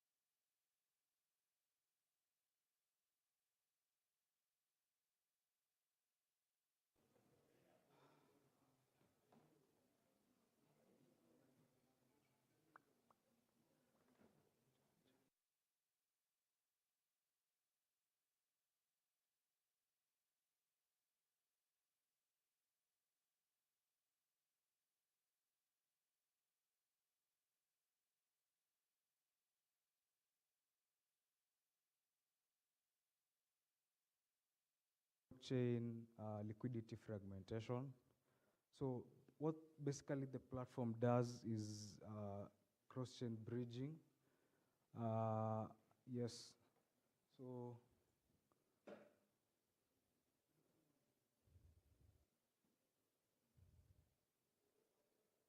scroll down. Scroll. Okay. Yeah. So this is what our project does. So you get credit scoring, you get fragmentation, lack of transparent credit, and poor user experience and overwhelming data. So, yeah. So Liquidex basically uses Chainlink's technology. We have built on CCIP, cross-chain interchain communication protocol. Basically, when a user has to deposit collateral, and then we support ROA, that is real-world assets. For example, gold and all the tokenized assets that are in real world. And then your wallet gets credit scored. And then you can basically borrow in any other chain that we support. So our protocol has three key components. That is the depositor, the main router, and the minter. So the main router is basically responsible for handles all communications, and our main router has been deployed on Lisk. So all communications, basically while bridging and lending, all goes through the Lisk blockchain, and then you can access it from many other protocols. For example, Lisk, the super chain, so that consists of optimism, Base, and all other chains. And yes, so any questions? That is good. Yes. Mm-hmm.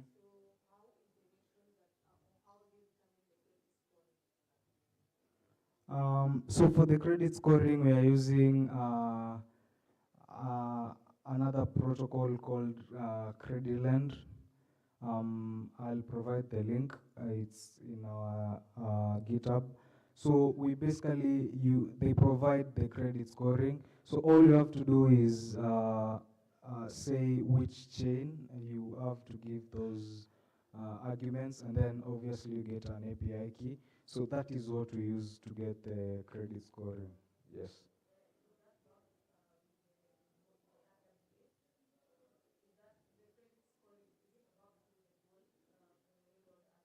Yeah, so because we are using gold, gold is supported. That is the gold tether token. So the token, you can basically stake it, not stake, basically, yeah, stake it, and then you can mint some tokens.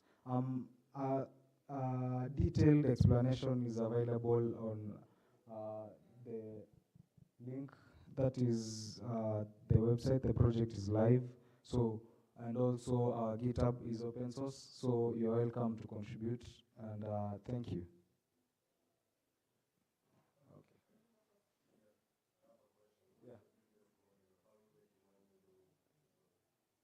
So Liquidex is supposed to make money basically when users do their cross-chain lending.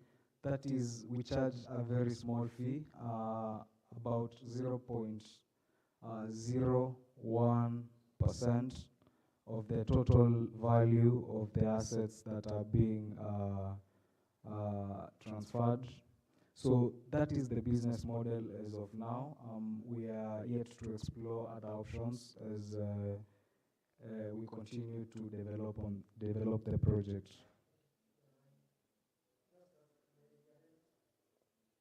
Pardon? I don't know it often, but I'm here to submit. Yeah. Okay. Okay. Mm-hmm. Mm-hmm.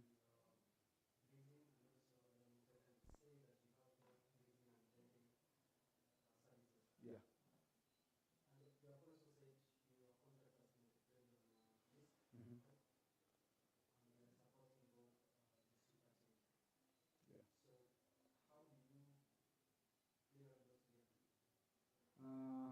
So as I mentioned, we have three main components. That is the depositor, the main router, and the minter. So the main router is basically responsible for all the communication between the chains. So all communications, maybe for example, if you want to bridge from, let's say, optimism to, let's say, base. So the transaction will be sent to the main router with the instructions of the destination chain.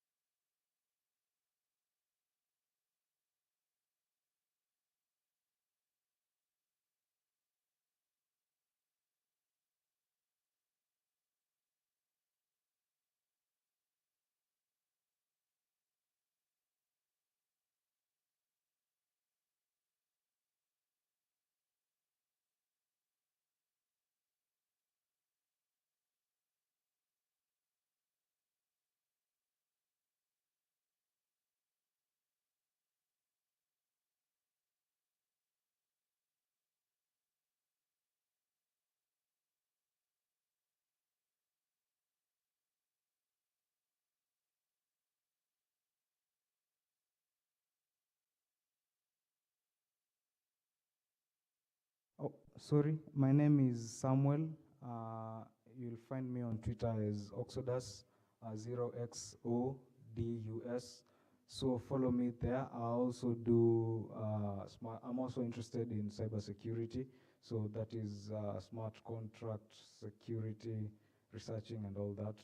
So follow me and we can connect if you want to learn more about Web3. Yes. Okay.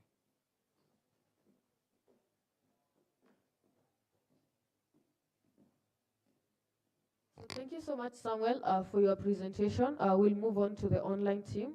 David, could you confirm if at all we have the online team present? Sure, we have Chiza, we have maybe Janet. So you can spotlight one of them so that they can start on their presentation.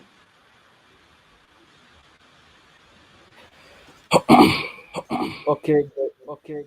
I hope everybody can hear me. So, my project is a voting system because we've had a lot of challenges with handling elections. And the essence of this is to make sure that we have very transparent elections and that people can have credibility and we can actually believe on what we see as the leaders that we have. So I use Next.js. So these are my dependencies. I'll just go straight into the code and then I'm going to run it. We see what we have. So now I'm running my code. I hope everybody can see my screen. Let me just share my screen. Can everybody see my screen now?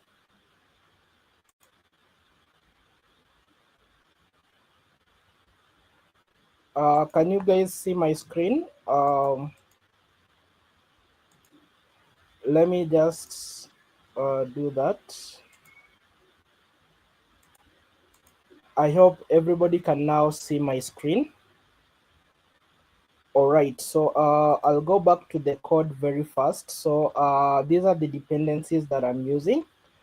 And apart from that, when we run our code, we get a welcoming page so that you can see if we can actually vote. So we assume everybody is using blockchain.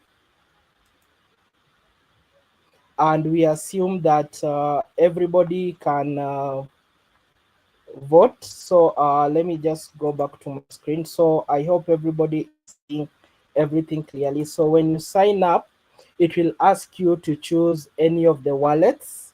So when you choose a wallet, let's say I'm choosing MetaMask, so it will integrate with MetaMask. As you can see, so it is still work in progress. So the essence is to grab your wallet address and then choose your vote and then count your vote transparently. So that is where our project has reached. So the essence of this project is to make sure that every time we have an election, we are transparent and that everybody can believe the results.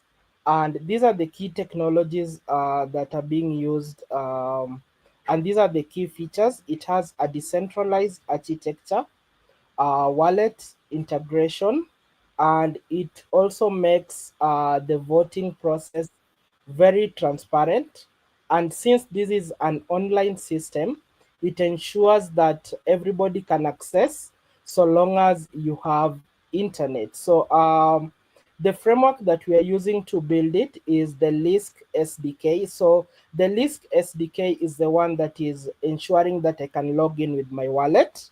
And then we're also using, for the front end, I'm using Vue.js and Next.js. And then for the back end, I'm using Lisk, which actually processes your wallet information and gives you a way of logging in. So because of the time being so short, I was just able to implement how to log in only. Thank you. That is all.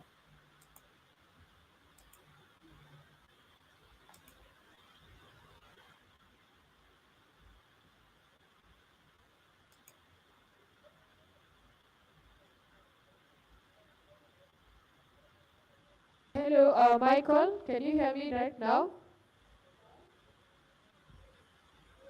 We couldn't hear you. We tried to stop you, but I think we had networking issues. So could you like start over? Maybe show us your project uh, and also your website. Michael? No, unaweza nisikiza.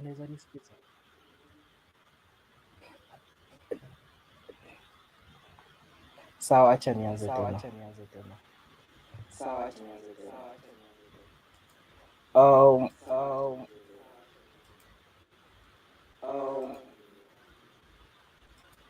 I hope everyone can hear me. If you can hear me, raise up your hand.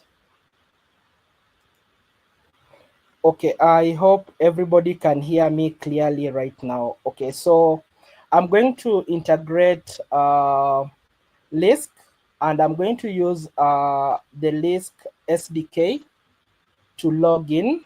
So I believe everybody can hear me clearly. Please confirm on the chat if you can hear me.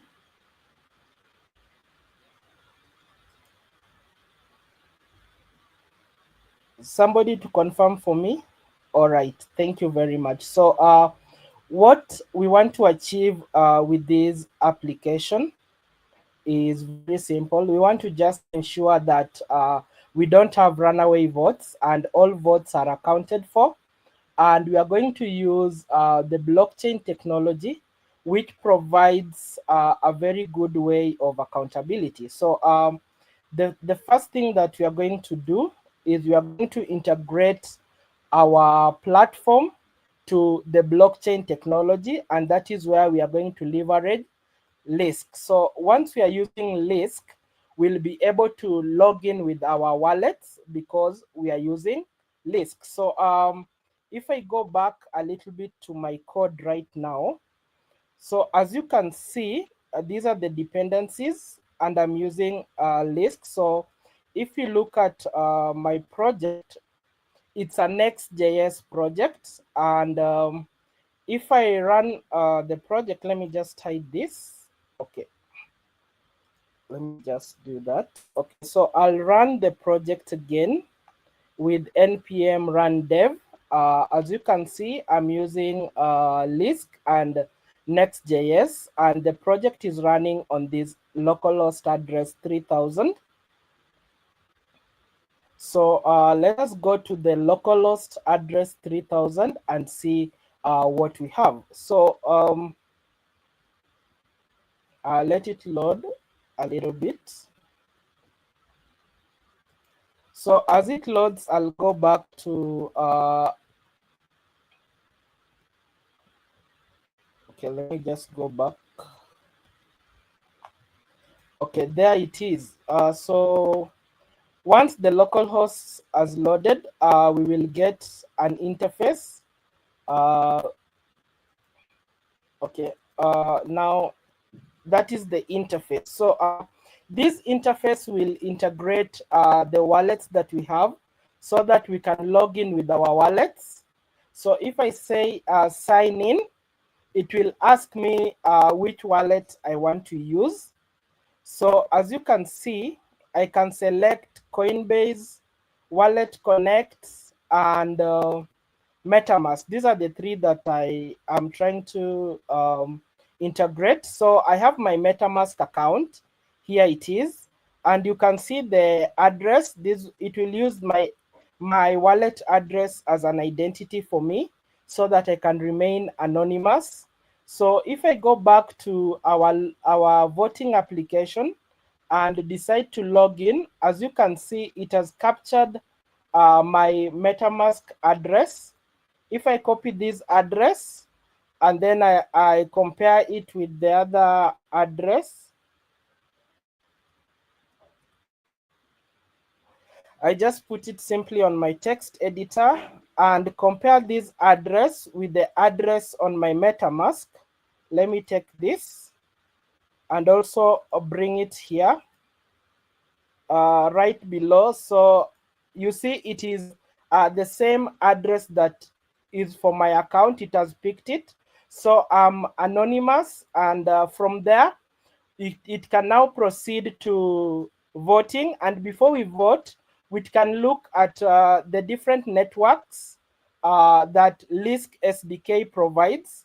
All this is through Lisk SDK. So as you can see, I'm leveraging on Lisk SDK to get all the mainnets that are supported with Lisk. We have Ethereum mainnet, we have Avalanche C chain, we have Phantom, BNB Smart Chain, we have Base, and we also have the test nets that are supported. And I can also use localhost if I'm running a local node. So this is the far that I've gone in integrating. As you can see, it has captured my localhost, my chain ID, Ethereum, and all those details. So I can approve and then I can proceed to vote. So this is the far that my code has reached due to time constraints, but this is the far that I have reached.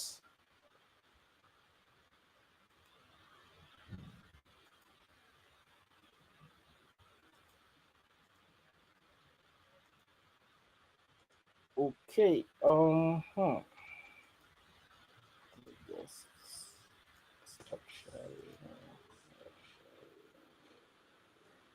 Anybody with a question? Anybody with a question?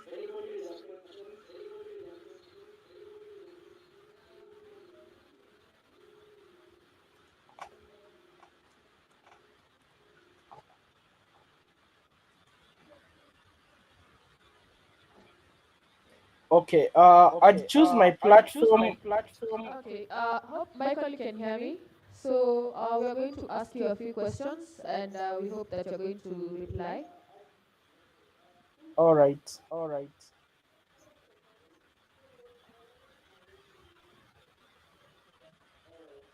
Okay. So first of all, I'd like to ask you if at all you have created a contract, and if at all you deployed it on Lisk, and also could you explain to us about the Lisk SDK, because we want to know what was the process of you integrating the Lisk SDK into your project. Okay, can you repeat the question? There's a lot of echo.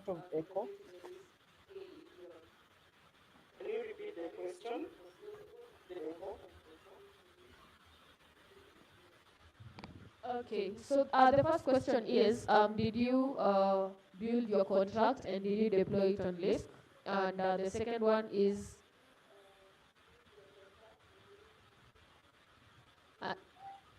okay, and the second one is, did you which particular SDK did you use? You said that you've used Lisk SDK, and explain to us how you are able to integrate it. Okay, I'll start with the particular package that I use, that is Lisk SDK. Lisk SDK has a node package that you just install and you can easily use it from there. So it has a node package. So if you Google, you'll find Lisk SDK. And once you import it into your project, you'll be able to integrate different wallets and log in. So as you could see, I logged in with MetaMask because actually Lisk SDK is already integrated into the project. And talking about the contracts that I've used, this is work in progress, and I've not yet reached the point where I'm going to consume the contracts and implement the contract, because that's where voting comes in. Because when a voter votes, initiates a contract that is going to be verified on the net, and then on the main net, and after that it can be counted as a valid vote while checking against the wallet address, so that the user can only vote once. So I've not reached at that point, but that is the next stage of my project. Okay, there's a question on the chat: why would one choose my platform for voting? I'll answer that. My platform would be ideal for voting because it's very transparent, and we won't have runaway votes where contestants go with the ballot boxes, or contestants has a sway on which votes are counted and which votes are not counted. Actually, it happens automatically, and it is very transparent. You can't even trace them because we are using blockchain technology. You can't even trace who voted for who, but you'll get the final result. If, let's say, we have 10 votes have been casted, you will actually have 10 votes that are casted. You'll not have, let's say, we casted 10 votes, but the result shows that 15 votes are casted. That one is impossible with this system.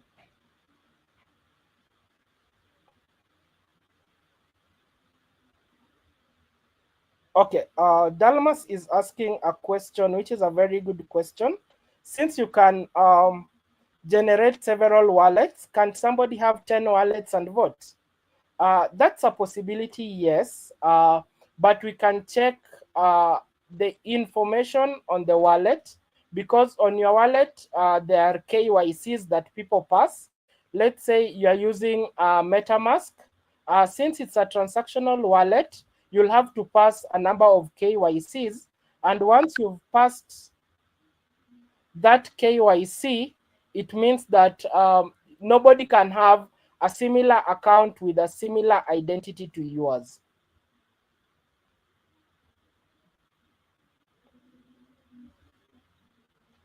Okay, Blaze is asking what's my business model. I've not thought about my business model. I'm not a business kind of guy. I'm very sorry about that. I've only thought about implementing it in tech and the advantages that come. So that's where I need somebody to come and assist me.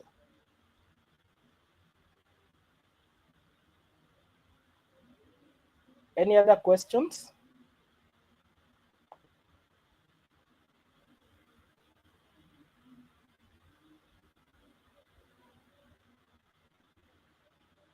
Okay, thank you guys. If there are no other questions, thank you, Dalmas.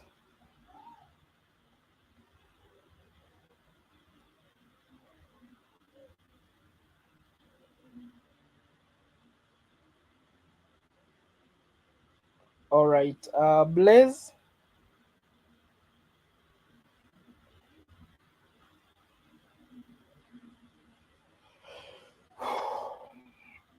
Thank you guys and have a nice evening.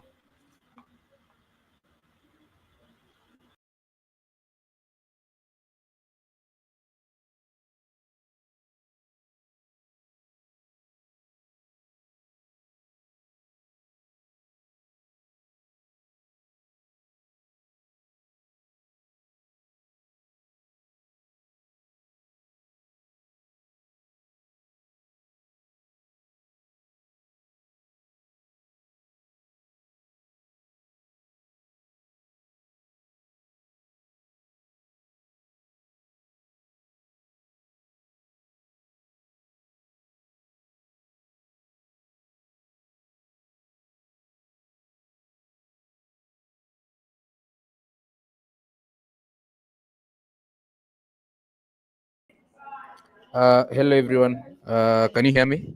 Can you hear me? Just, Can you hear me? Can you hear me? Can you hear me?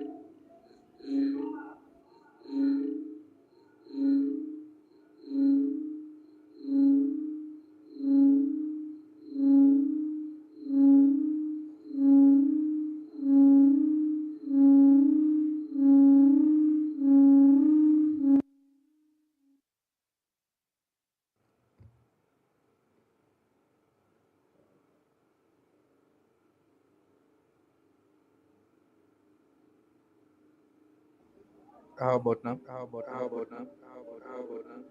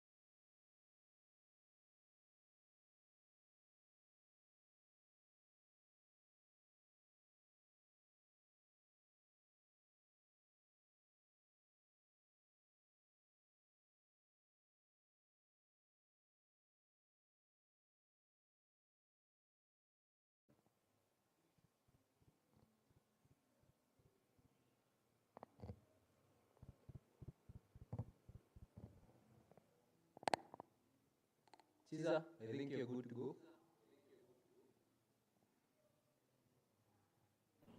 Yeah, I hope Yeah, there is I no hope. echo on your end. But hope I'm audible. So I will go and I will simply share what I've worked on for this hackathon. I built a project called Disperse, the one you're seeing on my screen right now. So the ideation of this project was all about how you can send tokens to multiple addresses at the same time. So I remember there was a time when I attended one of the events, and the host was actually sharing or sending tokens to the people who attended the event. So in the example, let's say like this current Kiboko event, if you guys wanted to reward the attendees using Lisk token or any other token in the Lisk ecosystem, you'll extend them a couple of tokens, and you'll do this in one go. There's no need to like have to send to like each person separately. So ideally, that was how I came up with this project, so that the host was able to like distribute the tokens in one go. So ideally, what you do on the app is you have to ensure to connect your wallet on the Lisk network.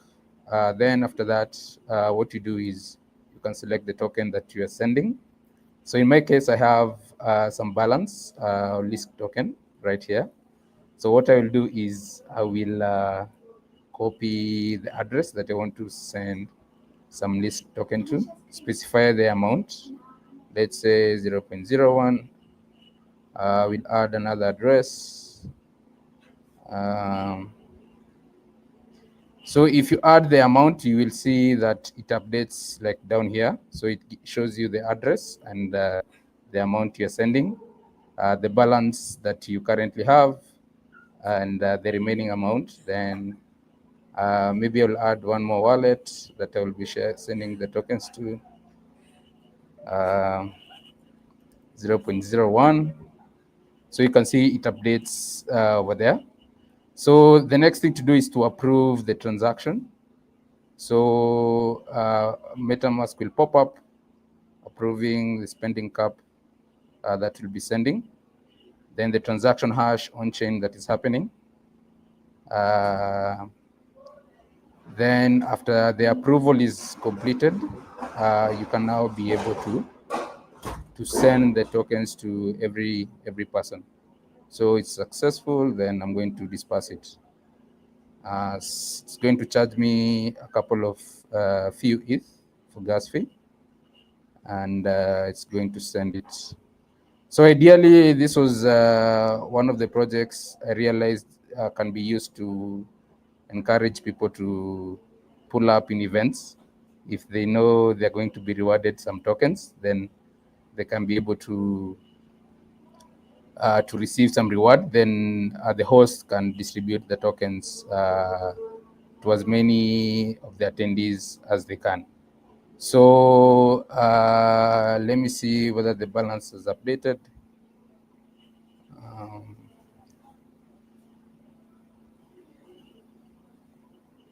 Yes, so you can see that the balance has updated and that money has been distributed. So this is, it's built on top of Lisk using, it's been deployed on the Lisk Sepolia network, so but you can also deploy it on mainnet.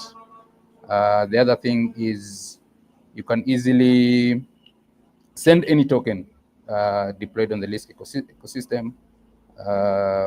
You can use it to do airdrops. You can use it to...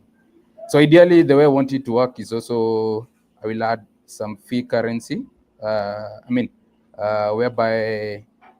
the sender can be able to pay gas fee using any token. So you can use the Lisk token to pay for gas fee. I can also like sponsor the gas fee as well. It's something that can, using account abstraction, that can happen. But ideally, the goal is to be able to distribute tokens easily. Yeah. So that's the project. Thank you.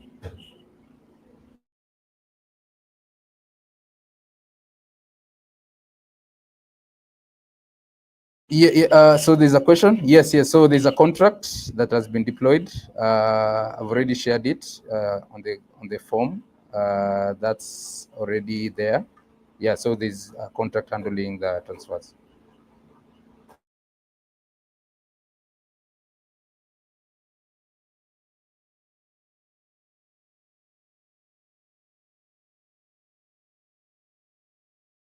So there's another question.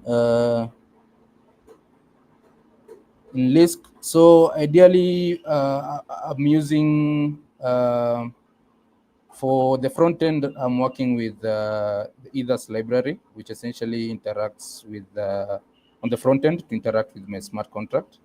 So Ethers is generally a library to interact with the blockchain. Then for the wallets, generally any Ethereum, EOS, any EOA can be able to receive the funds. So yeah, then so ideally that's simple as that. Any wallet can be able to send the tokens. Then for generating revenue, ideally sending. So I have two ideas on how this can generate revenue. The first one is through the transaction that is being done. Then secondly, I'm looking to integrate like a Lisk ENS. Like for example, it's going to be like, let's say cheeser.lisk, whereby you don't have to put your wallet address. You can just use your name to receive the funds. So that is also a way to generate revenue for anyone who is going to like receive funds, can be able to use that name. So for anyone who will be purchasing the ENS name, can be able to earn tokens from that. Earn revenue from that. So that's something we're exploring as well. Yeah. So another Lisk SDK that I've used for this project. So for now, I haven't used any like specific Lisk SDK, any Lisk SDK tools, because most of my tools is generally open source tools for interacting with the blockchain. That's the ones I mainly used for this project. Yeah.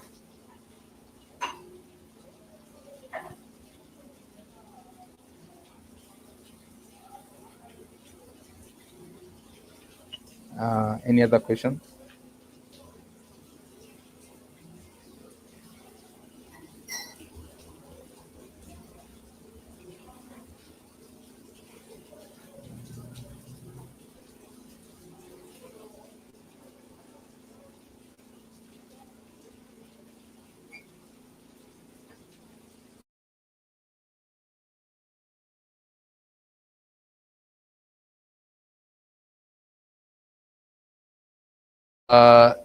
Yeah, so I will submit it in the form as well. Yeah, I will submit the pitch deck in the form. It will be there. All right. Thank you, guys.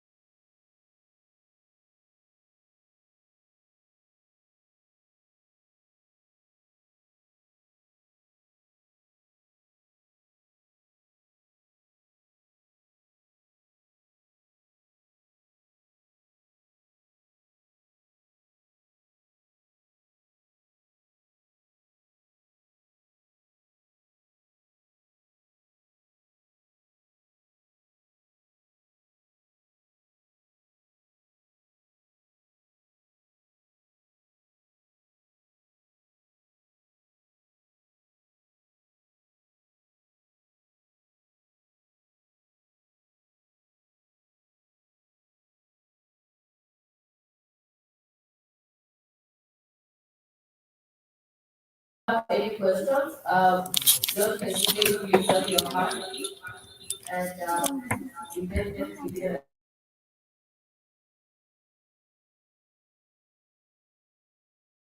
VC investors also on online.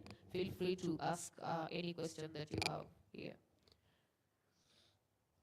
Okay, so we are welcoming up Fadil on stage. Please take the floor.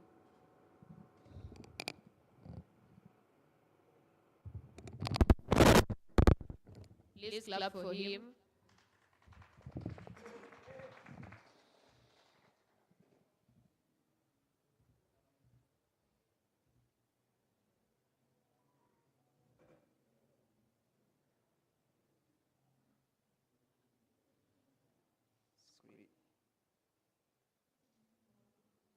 Yeah, so hi everyone.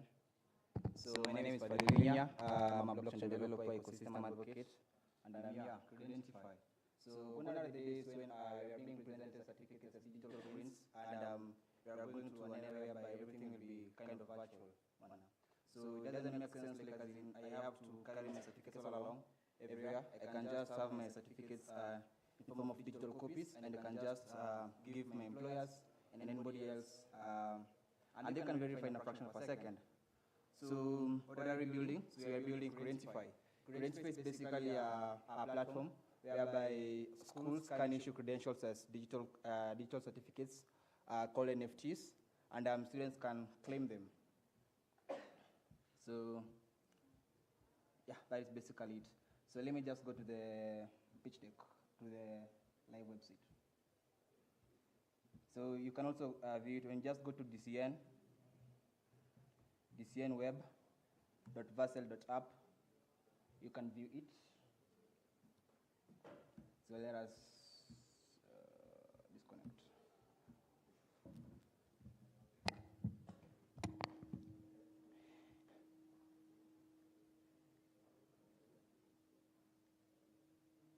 Yeah, so as it is coming,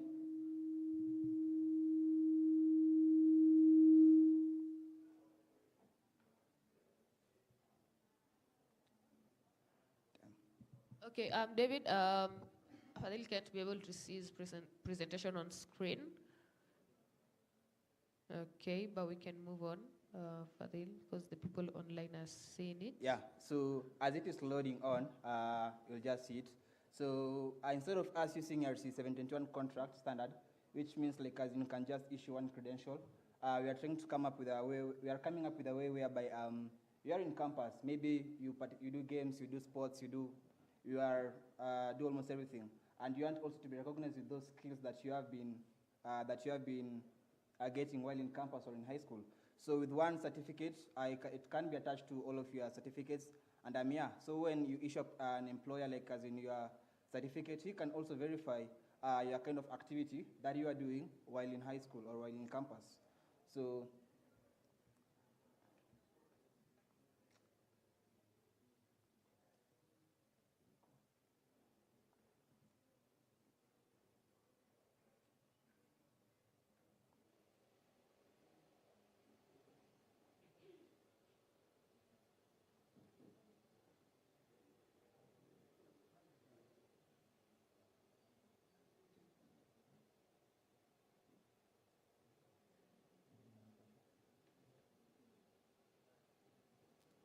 okay, so I think you can see my screen. Yeah, as it is loading, what you'll have to do for the user journey, so for an institution, so they'll just have to come, connect their wallet, automatically they will have logged in, and after logging in, they can now start issuing credentials. So for now, you haven't implemented any KYC, KYB on the platform, but we are working on that. So for students, they can just log in, and they can receive certificates, they can transfer them. So I'll just check there. So the white paper, so for those who are following up, you can just check dcnweb.vassal.app. So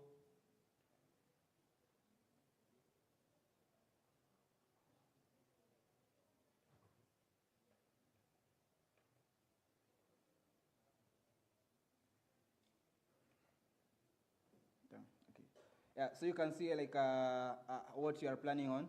So right now we are currently in the building, studying on the test net as from December. So then mainnet launch around February there. So we'll just come here, connect our wallet, MetaMask. Okay, boom. So now we have our dashboard. So let us now start with the school. So yeah, let us now start with the school. So our school will now come here, institution. They'll click and they'll want to issue certificates. So what they'll have to do, they'll come here and create a certificate for issuance. So what they'll do, so the first step is, since we can't store the initial certificate in form of like that JPEG or any video, it will be very much costly and expensive. So they'll first have to store that image or that credential, either JPEG or anything, into storage. So we are using IPFS. We are using Piñata SDK for easier uploading. So then, yeah, let me come and let me check this one here. So this my certificate, I want to know to store it. So once I click upload, as you can see, it's saying uploading. Yes, uploaded to IPFS. So it has done, it has uploaded, and it has generated for me like a unique identity hash of that credential. So you'll just see it here on the image CAD. Then I can come here and let's say I want to now start create that credential. So let me call it Fadil.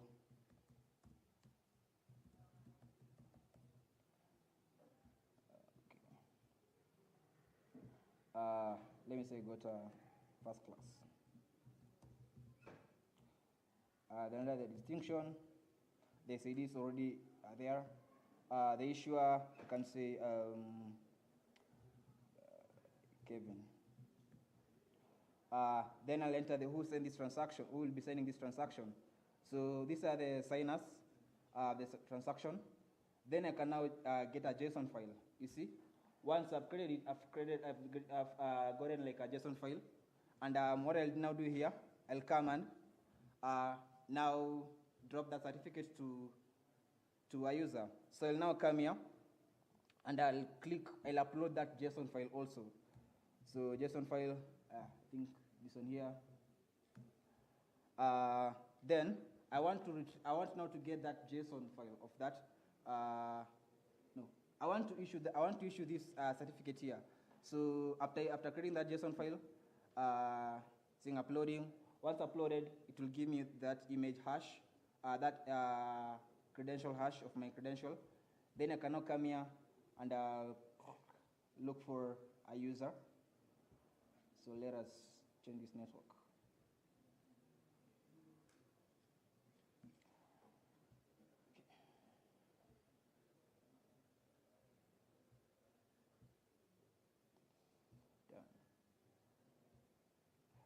I'll come and create add address. After adding there, I can now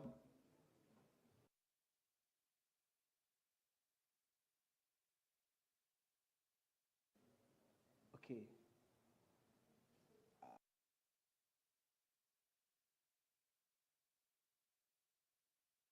So this image IPFS URL that I'm getting here, I'll now put here the student address, and I can just issue that credential. So how is the student dashboard look alike, or how even is the student looking alike? So I'll now enter there, and let us go to the student dashboard. So this is how like a student dashboard is supposed to be looking like. So what a student can do, they can also have a QR code. So this QR code, someone, an employee or a random person can just scan and see the type of credential that this guy has on that one there. Then you can now click here, wallet accounts, and this is where a student will now come to import certificate, the one that he or she has been issued. So you now come here, click import, the address, okay, token ID. So token ID, I think it will be one. Okay, importing. Okay, because of time, so it's supposed to import. And these are the kind of sample credentials that are here. So on a credential, I can view it through APFS. I can transfer it to another wallet address in case my wallet address is compromised, and I can hide it from showing on my dashboard. So what we're working on here, we are working on also having students to have their portfolio in form of resumes or CVs. So here we will be using AI here. So what AI will do, it will generate for you like a portfolio for yourself. And with that portfolio, you can also mint it as NFT. So whereby instead of also just sending people like as in some random JPEGs or stuff like that, you can just send your employer your NFT in form of a credential. Your NFT in form, your CV in form of NFT. So opportunities here, when you work with these employers, so these employers, they can be posting their jobs, and instead of you, we are helping you the hustle of actually looking for jobs. So we told you we'll be using AI, so it can do filtration, and you can just apply the jobs through the search here. So that is basically it. For documentation, you can just view it. So the business model. So the business model for now, what you are working on, and from the documentation here, it will come on the white paper. So for a school to register, for a school to start issuing credentials, they'll pay a one-off fee of $5. So $5, and for the students, for claiming a credential, they can pay $3, and we can share revenue in form of royalty to the schools, whereby with a percentage, and yeah, that is to the schools. What you're working on also later on, we'll be having staff automatically. So the staff, they may need to have their previous set of employments. So instead of them also receiving fiscal letters, in which I also have a fiscal letter in which I can't even present it to other companies because they can't verify it. So employers can just issue your previous letter of employment as NFTs, and they can do seamless verifications. So I initially told you like you can actually have other certificates attached to one certificate. So we are using ERC 6551, that is token bound accounts, and with TBA, one functionality with TBAs, they are chain agnostic, meaning you can one credential can actually view it on other chains also. So that is basically Credentify. Any question? So with Lisk, what did you do with the project? Did you use any tools? Were there any tools that you integrated into your website? I deployed on Lisk. I didn't have any tools. Oh, okay. I deployed on Lisk Sepolia. And also the NFTs, did you also deploy on Lisk? So yeah, so basically the NFT contract was deployed on Lisk. So we have 3 contracts here for now. So we have the student contract, we have the school contract, and we have the credential that are on its own. So they have credentials that are now the NFTs. So they have been deployed on Lisk Sepolia. Okay, well answered. And also, are you planning to have a tokenomics on your own project, and how will you go about that? So for now, it's basically more or less like an NFT project. So regarding tokenomics, we haven't figured out how it should actually imply in our platform, but we are still researching on that, since I'm also researching on the tokenomics side of cryptocurrencies and the blockchain. Okay, well done.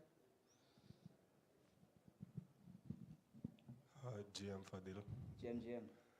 This is actually a very brilliant solution.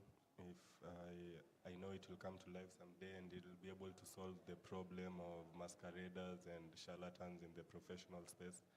So my question is just, what measures have you taken to make sure this data you're collecting is protected? Because certificates is something very sensitive.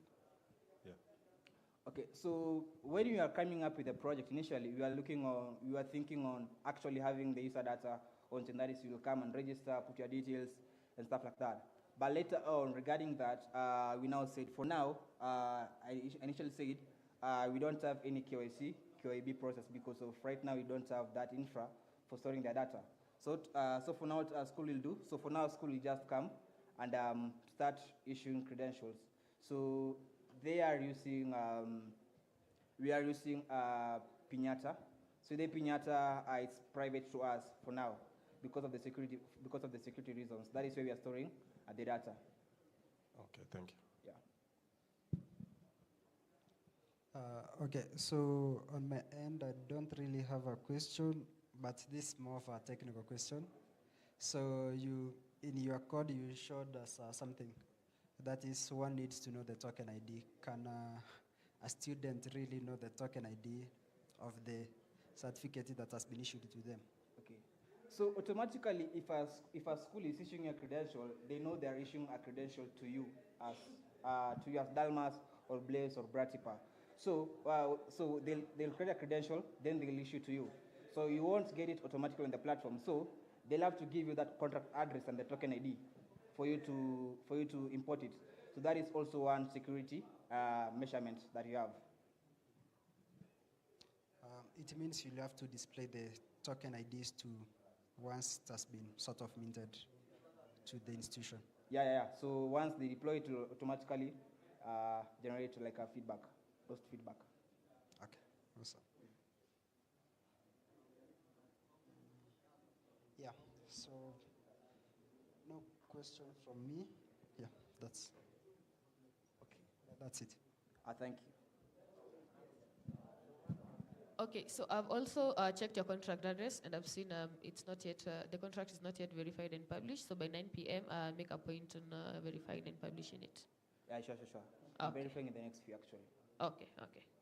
Well done. Thank you. So, pigie Fadil makofi. I think you've seen, to the people on the hall and who are non-technical, I think you've seen on how blockchain even solves your small problems in your own society. I know most of you store your certificates under the mattress, When you want to go and apply for a job, that's when you ask for your parents, hey, mom, where is my certificate? So you have an already built solution. Please make a point to go and try out Fadil's project, and I'm sure he wants users on his particular project, right, Fadil? Yeah. So the people in the room, please visit Fadil, know how it works, and then your kids won't have to store their certificates under the mattress, or you yourself. Okay. So we have the next presenter. Please go on the stage.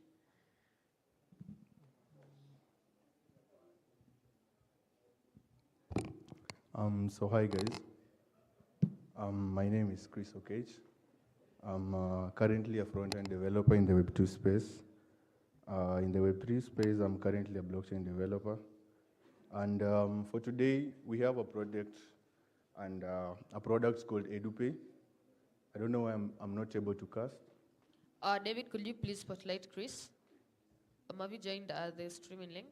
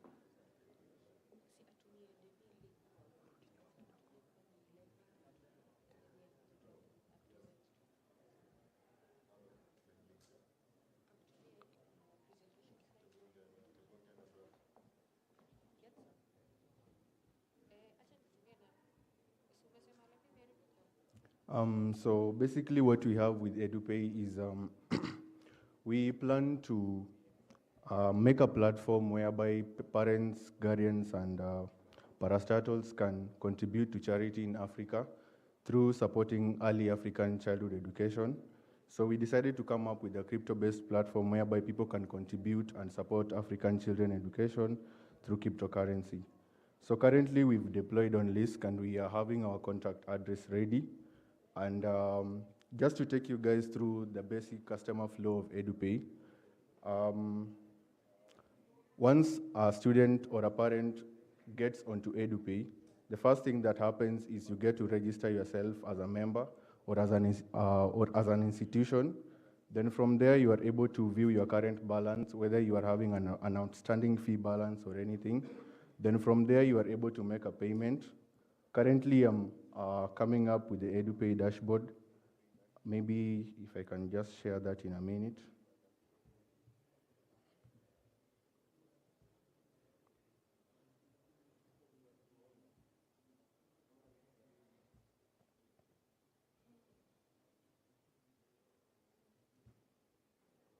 So just as you can see from the dashboard, you are able to connect your wallet.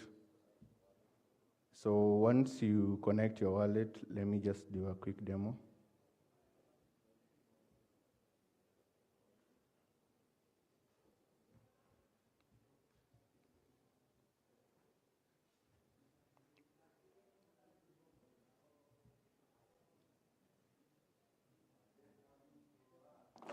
So once you get onto the platform, you connect your wallet so that you are able to make a payment to your preferred institution, whether you are just an anonymous contributor or just a student from across Africa or across the country.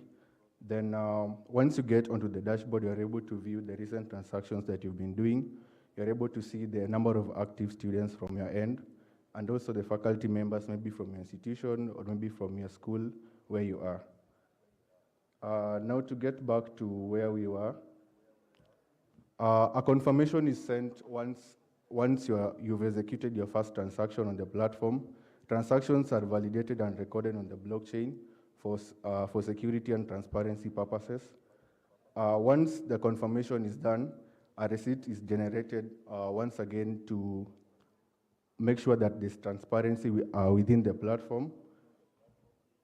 And then lastly, our key actors on EduPay, we are planning to bring in parastatals, but as per now, what we have in the addition period or at the current phase is we want to strictly have it for the students, parents, and guardians. We're also planning to bring in crypto payment processors, whereby we're able to off-ramp cash for institutions and not make things complicated for institutions in a way that we understand that not everyone has been able to adopt crypto, not everyone has been able to understand how crypto and Web3 works. So we'll be able to off-ramp this cash for the institutions to make everything seamless and easy. So some of the benefits that we see from what you're currently building is that there is reduced costs when you come to Web3 or when you come to executing transactions in crypto as compared to traditional finance systems. By eliminating third-party processors and transaction fees, the overall payment cost actually reduces. And the other thing is that we all know how blockchain executes its code or how blockchain works. It's all in real time.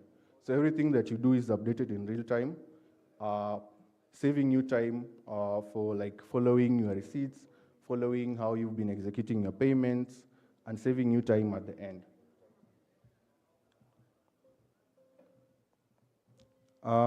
One last thing is that we have enhanced record keeping, being that everything is being done on chain.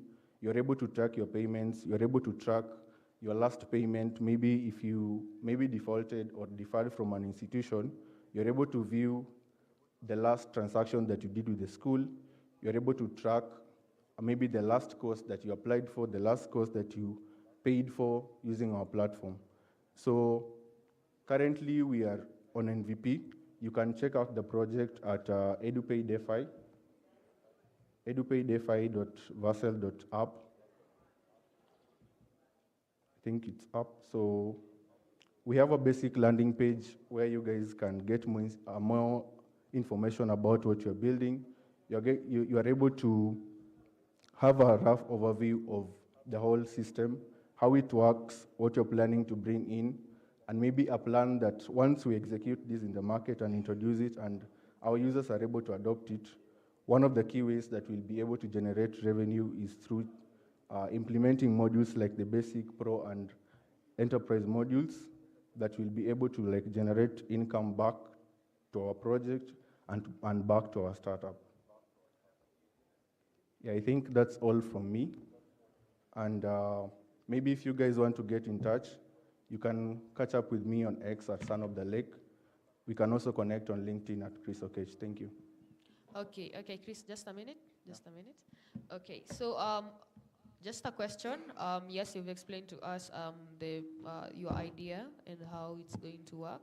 So what will be your implementation, having it as a contract and also deploying it on LISC?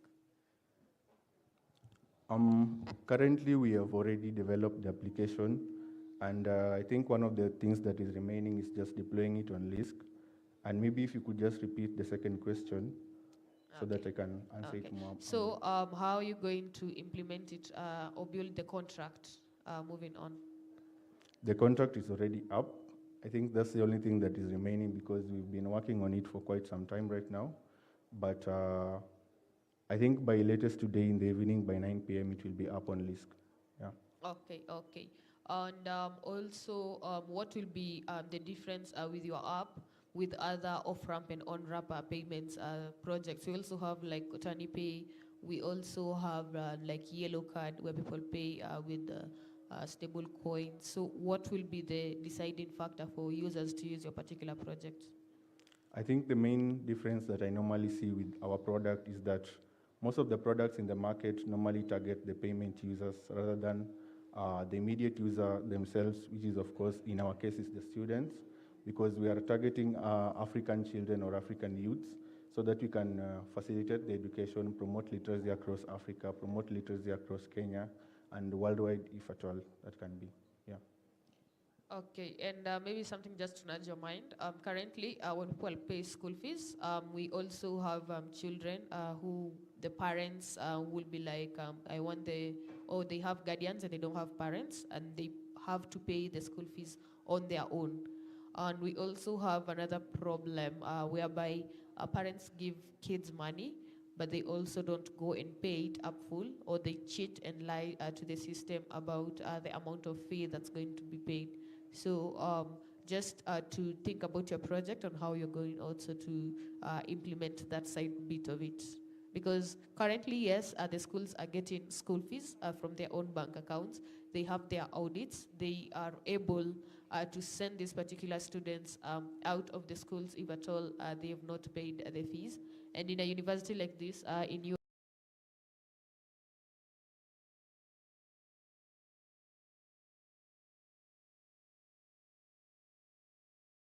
children not cheating on the school fees, and also the children who are also either above 18 or lower than 18 years old, and they're expected to pay for the school fees.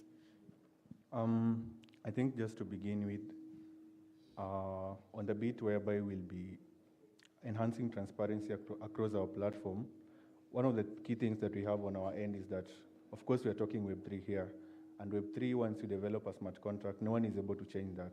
To mean once a transaction has been executed on the chain, that can't be like reverted back. It can't be removed from the chain. Thereby, if at all a transaction has been made by a parent, and we've already sent confirmation messages to the parent or to the guardian, that typically tells you that the child will not be in a position to provide false information to the guardian or to the parent, because everything will be able to be transmitted or to be shown from our platform.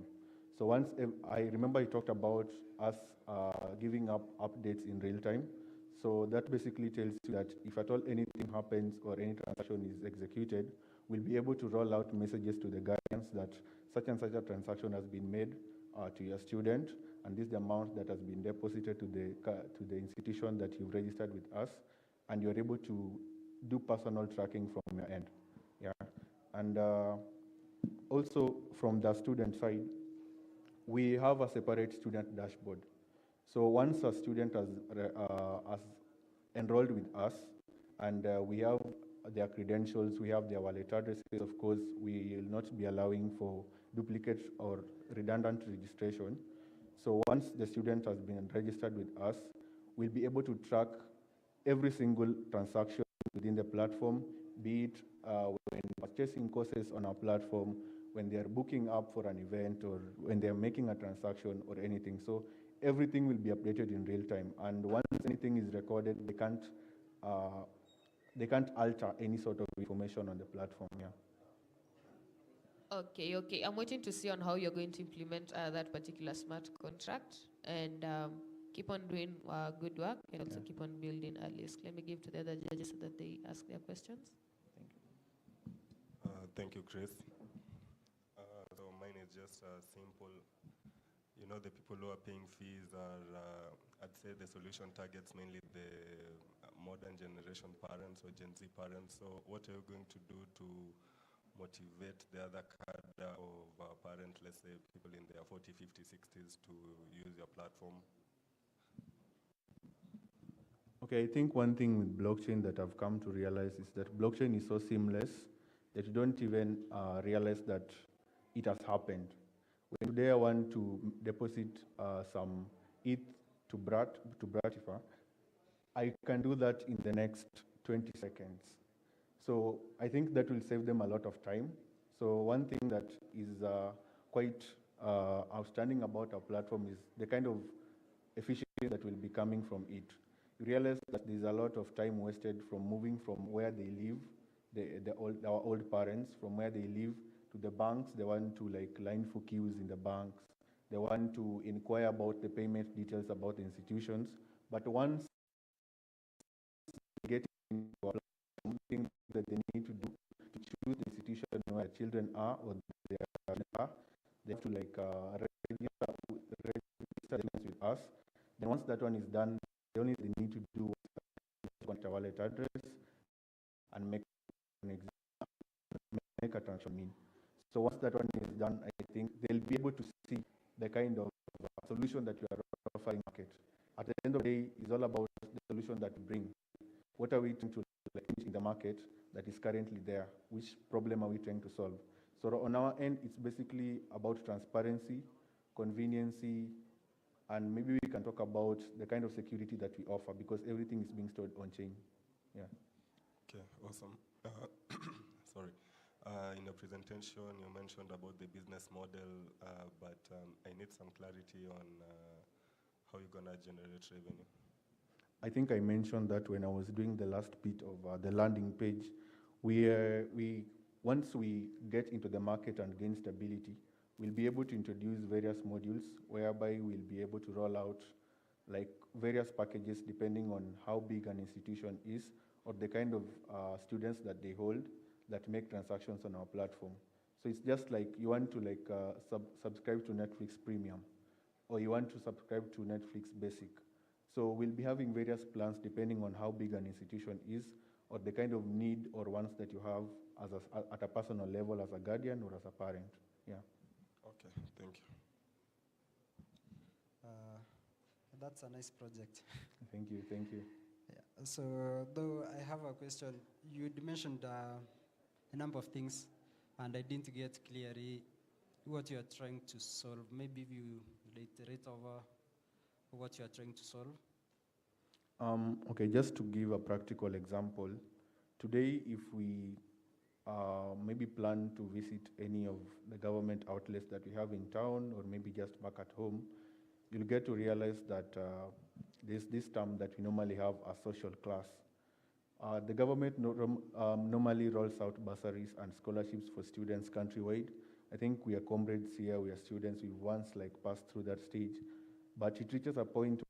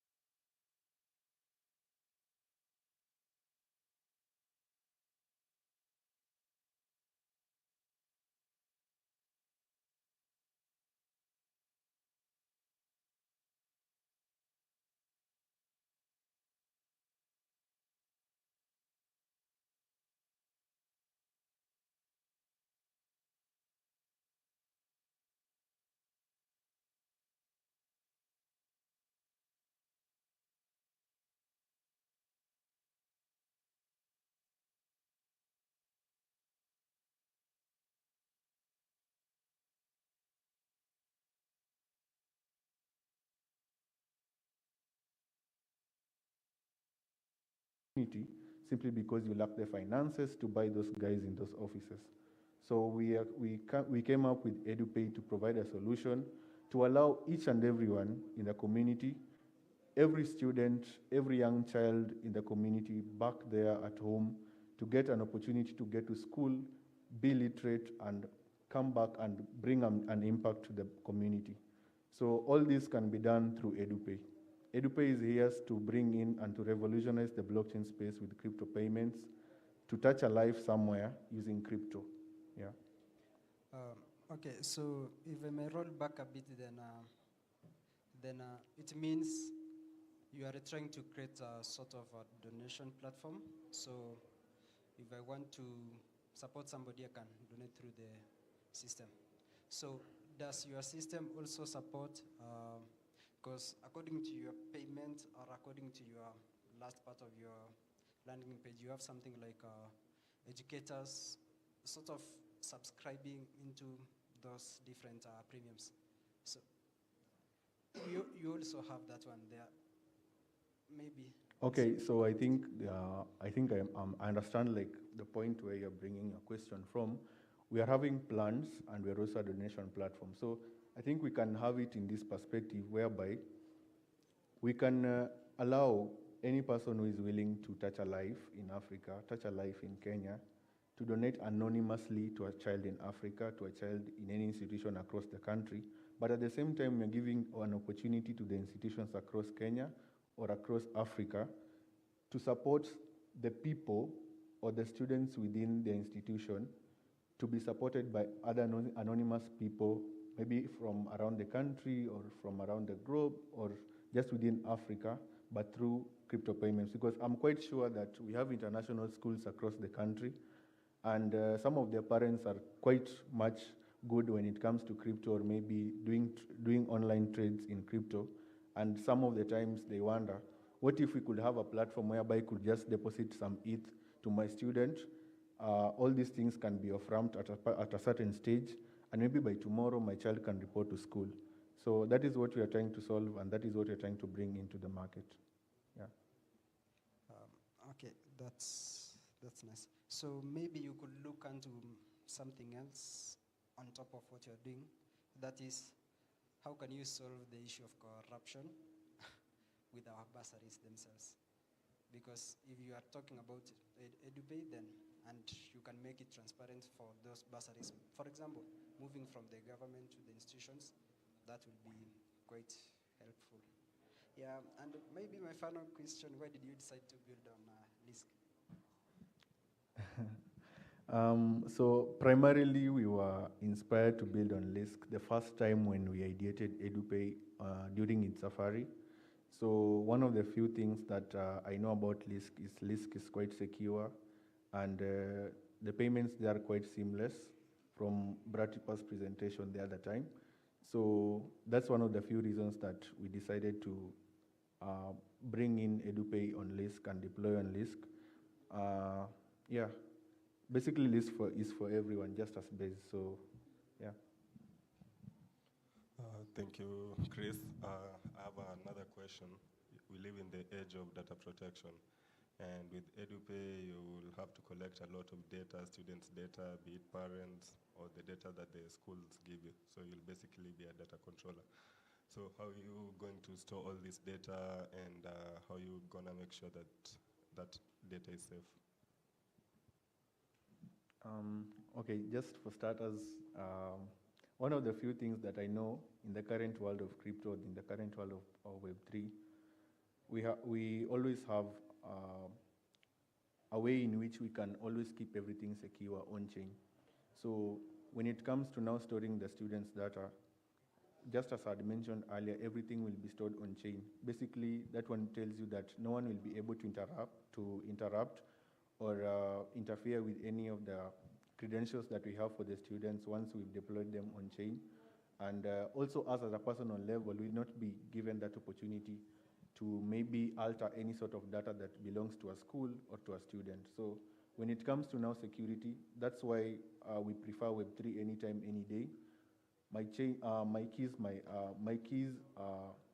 coins. That's how you normally talk about it. And at the same time, your data is normally your key when it comes to blockchain. Someone cannot meddle with your private key. Someone cannot get access to your private key, because that is actually like the whole point of you saving on-chain. Once they have that, they have your assets and you're done. So that's the same aspect that we're going to use to make sure that we protect the students' data and the students' credentials, and even the institutions that will be registering on our platform to handle payments for their students. Yeah. Okay, thank you. Yeah. Okay, thank you, Chris. We'll definitely make sure that contract is online at 9 p.m. Don't miss out. Yeah. So let's clap for Chris as he's getting out of stage. Okay, Devi, do we have any people on the backstage who are ready to present? Okay. So we can take a break, and anybody who's in the hall and wants to present their idea, just please come forward. We can pass by the media team to get the necessary links. And also to the people who are online, you can join virtually and also present your idea. Okay.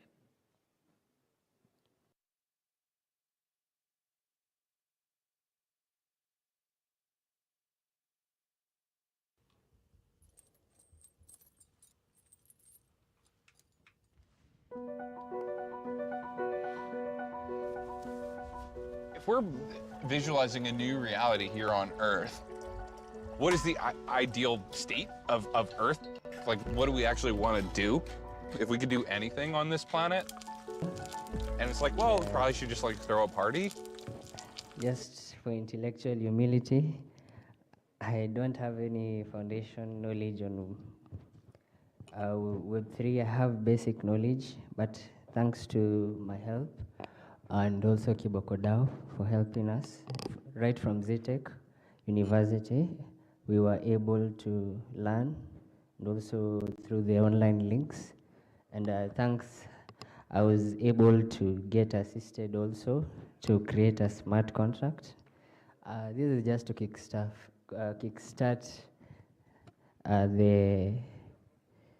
this journey of Web3 for my life. So I just wanted to also have confidence before your presence and present also my project before you.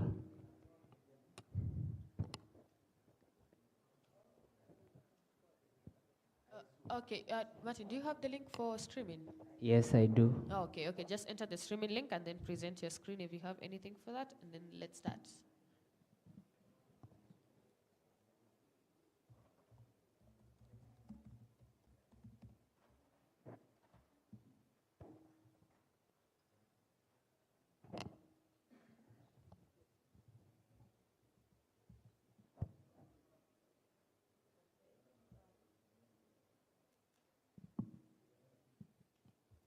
Just a moment.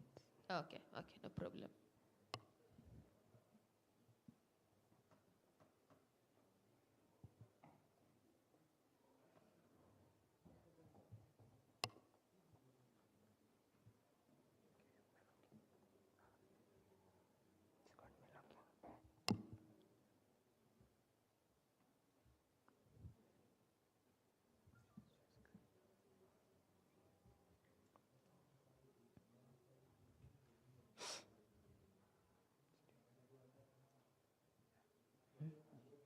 No, it's in the. Sure. Yes, let me just use the entire screen.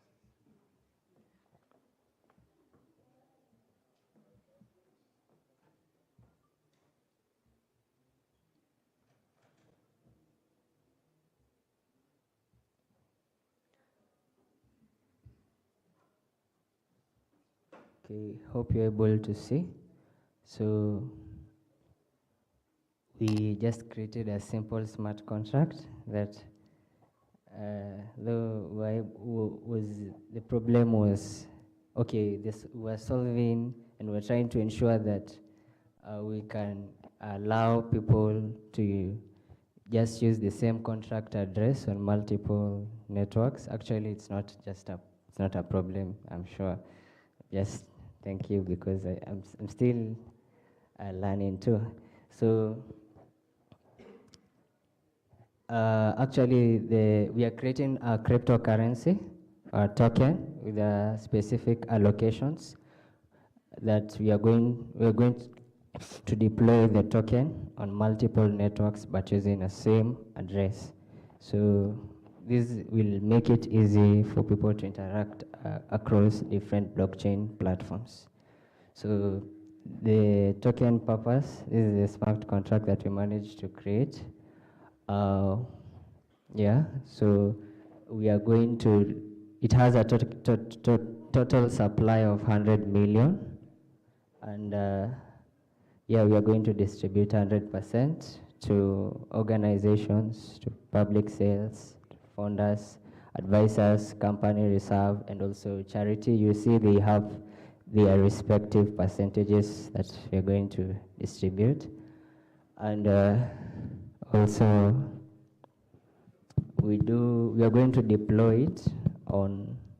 Sorry, maybe if you can start over again with your name of your project, the problem, and the solution. Thank you. Yes. So the name of this project is just to ensure that we are able to, we are creating a token, and then the aim is to ensure that we're able to deploy this token on multiple networks but using the same contract address. So the aim, actually the aim is just to create a token. And the problem solving is actually just, we're just kickstarting off to ensure that you are able to deploy a contract address on multiple networks and multiple chains. So we create a token, and then we are going to create the token through the smart contract, and then we are going to deploy the token on multiple networks, and then we are going to deploy the token. We are going to distribute the token, so to ensure that each and every token has been used. So maybe I said I'm just learning on Web3 and smart contracts, and I had to at least maybe start off with the simple one.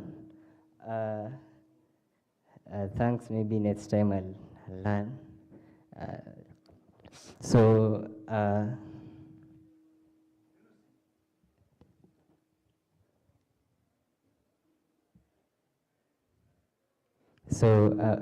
just an example, maybe.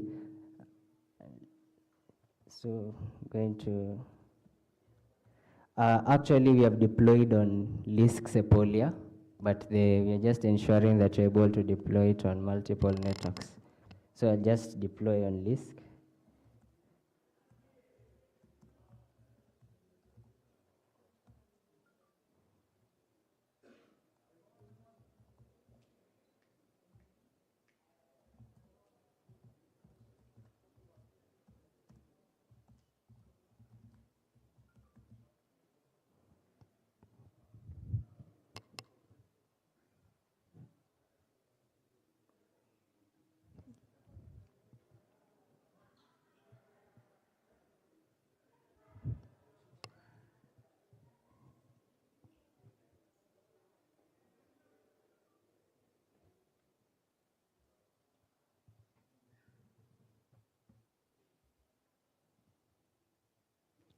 Yeah, so it is deployed, and it has deployed on Lisk.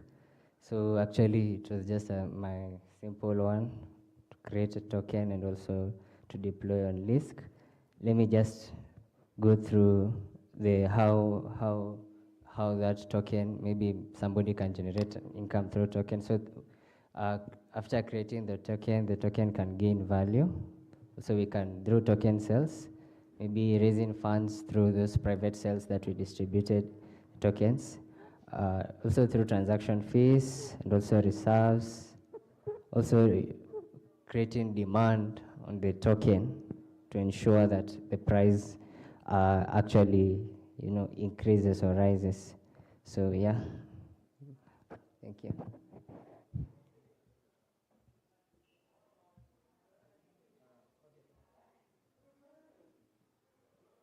Hello. So, yeah, as you have said, you are starting, you have just started learning about crypto. Yes. Welcome to the crypto world. Thank you so There's much. a lot to cover, and so far, I can say your idea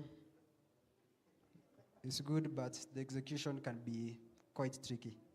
Yes. You said starting simple, but let me tell you, the simplest could have been maybe a to-do application. Uh, this one is really difficult because it involves bridging of tokens, Yeah. and at the same time, you can't really deploy a token Yeah. with the same network. Oh no, with the same address on different networks. Different networks sort of have different things they work around with. So that's something that you learn along the way. Yeah. Yeah, I can say that was a nice try, a hard one. Thank you Thanks so for much. coming. Thank you. GM. Yeah. GM. Our GM, global market. Okay, thank you. This is definitely a good project for a starter, even for this project actually gives you a good foundation for what you're going to build next on Node 3. As you've said, you're just beginning, and this is a good start, an encouraging start. Don't stop from here. Leverage on some of the communities like Kiboko DAO, also the LIST community, to acquaint yourself more into the Web3 ecosystem. Yes. Yes, and as Dalmas has said, this is a very difficult project because it involves a lot of tokenomics that you need to understand well before you distribute any token. Yeah, so all I can say for now is this is a good foundation. Build from here now. Thank you. And build on Lisk. Thank you so much. Yeah, so I'll just echo on both of them. We have the List Kenya community in Telegram. And also, I'm not discouraging you, and neither, I'm super impressed for the fact that you did learn this from the yesterday's workshop. Yes. Wow, then that's Online. super impressed for that, that you managed to build a token from that. Yeah. And the fact that you're also interested in techonomics. Yeah. So yeah, in as much as there's always those percentages, it always is attached to something else. So Mhm. maybe you can start and go and check out on that. Yeah. And also you could peg that token to something else, because you can just create a token without a purpose on Yeah. it. Okay. Yeah, so you can go research on it. Yeah. And find a problem in your local environment or places that you've been exposed to. And from then on, now you can back that token to something else, like a real world asset or Yeah, yeah. any payment or any kind of project that entirely needs a token. But for me, congrats, good work. I appreciate the effort. Thank you so much, Bratipa. Okay, let's clap for Martin. So, Devi, any other person on the hall who wants to present? So everybody, for the developers who presented, you get a match from me. And so don't go before you see me, and I give you some match for it. Okay, so David, do you have anybody online? Please check out, because some might be on the backstage waiting. So I can see we have one person.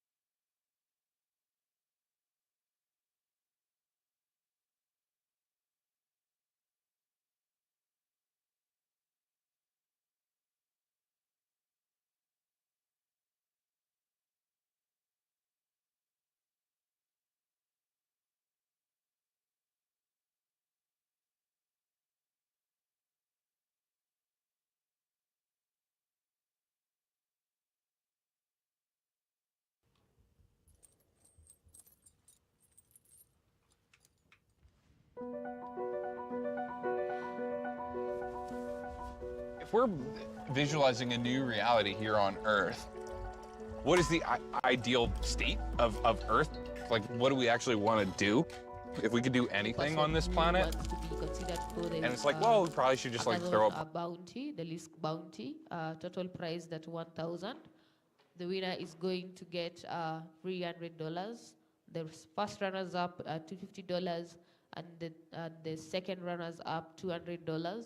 And we also have a special bounty for anybody who has integrated any infra apps partnered with Lisk.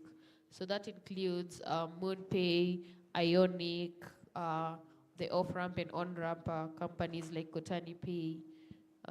Even for the person who has built Yellow Card, we also have a spot for you for people who have integrated the payments API. And also keep time, because after 8, you're only going to have 1 hour so that you can fully submit your hackathon projects, smart contract and everything. And I know we are Kenyans, and please don't expect for another extension. Okay.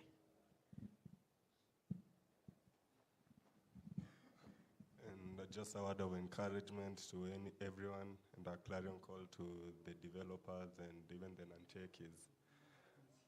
Don't go with the idea or don't shun from sharing your idea with the world. You know, they say the wealthiest place on this earth is the graveyard. Who can tell me why? So the wealthiest place on earth is the graveyard, because that's where all the dreams that were not achieved, that's where people lie. The guys who had crazy dreams, but they didn't have the courage to do something about it and see that their dreams become a reality. Guys with billion-dollar ideas, what just made them not achieve is by failing to take a step of faith, simply. So I encourage everyone virtually, here, IRL, just step on stage, share with us. You've seen the last presenter. He's a newbie in the space, but he gathered the courage to come and share with us what he's building, and I know he'll be a great developer in the Web3 ecosystem. Yeah, so for my case, I'm going to speak from a developer's point of view. Development can be difficult sometimes be simple, depending on what you have or what you are building. So my take for those who are joining crypto, and I do believe most are new into specifically crypto development, blockchain development. So there are a lot of things to cover, and you don't have to cover everything. For now, here we are pushing Lisk or moving forward with Lisk. And if you have been introduced to a given chain, for example, if you have been introduced to Lisk specific, take your time, like at least 3 months, build on Lisk. Everything you have to do it on Lisk. But if you have to join an hackathon of another chain, you are free to join the hack and test out your skills there. But at least have a strong understanding of one chain before moving to the next one. There are several of those chains. So, and there are a lot of lessons, a lot of classes ongoing now for different chains across the globe. And they are all like real classes you don't want to miss. So choose one, build on that, develop your skill there. Then after that, you can move out to the next chain.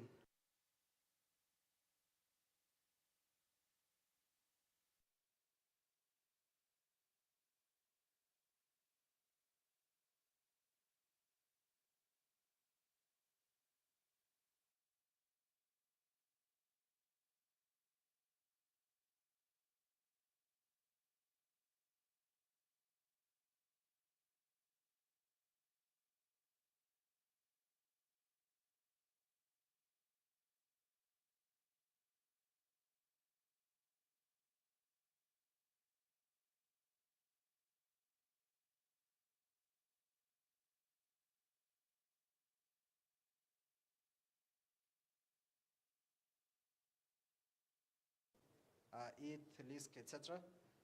So you have been just given that implementation using the AI, but you don't fully understand what the implementation is or how it works.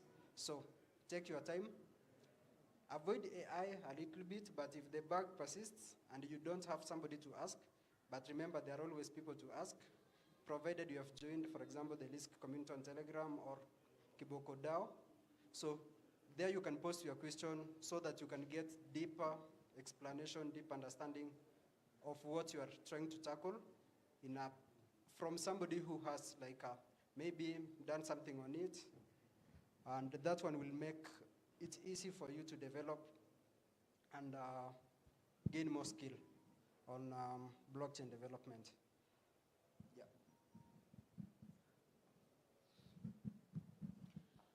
Okay, so you've had different advices from very experienced Web3 developers and also from the Kiboko DAO team. As Lisk, I'll say this is not the last stop, this is not the last hackathon, this is not the last opportunity that you're going to give to you. So if you don't manage to submit to this, don't put a stop on it. We still have so many opportunities coming up. Next week, most probably on 21st, starting, we'll have a 4-month campaign on the airdrop. You still have time to also test out your skills on that. We also are going to have a boot camp coming out on December. You also have time to learn about Lisk, on deep diving on it, starting from Solidity. So, and we also are going to always have workshops on the Lisk Kenya community group. So this is just a start to see how you're faring on the Lisk ecosystem. And from then on, you build, if you already have a project, from then on, then you can know how you can add your features and also the opportunities that are there for you. For the startup founders in Kenya, you can also know that we have grants running up to $80,000 from Lisk. So, and if you're also interested in knowing the Lisk ecosystem and how it can benefit your startup, you can also reach out to me or also reach out to the admins in our Lisk Kenya community. So we are going to stop it at there. If anybody arises or in the hall wants to pitch, please, you can visit or talk to any of us or any of the judges. To the people online, we'll keep checking out. If at all anyone of you pop-ups, we'll be here to listen to your pitch and to also advise you better on that. Otherwise, remember, the pitch is ending at 8 p.m. Thank you. So I'll welcome Granton from Nodu, who's going to present about Nodu and who's going to tell you what Nodu is and how can you be able to engage in Nodu as a user and also as a person who wants to know how the blockchain works on the marketing side of it. Okay, let's welcome Granton with a heavy round of applause. A minute? Yeah, so before Granton goes on, yeah, you have heard of the airdrop, and we are all looking for money. And when it comes to such a things, airdrop hunting, they are called airdrop hunting, airdrop farming. So that's, I believe you have heard those things being mentioned. So as a developer, you have the ability to go ahead and do contributions. You can check out the Lisk documentation, write something there, do some contribution there. Make sure your PR has been merged. That way you'll stand a chance of getting something good from that specific airdrop. And also, there's also degening, but that's a more dangerous part of crypto that is being told out here. Yeah.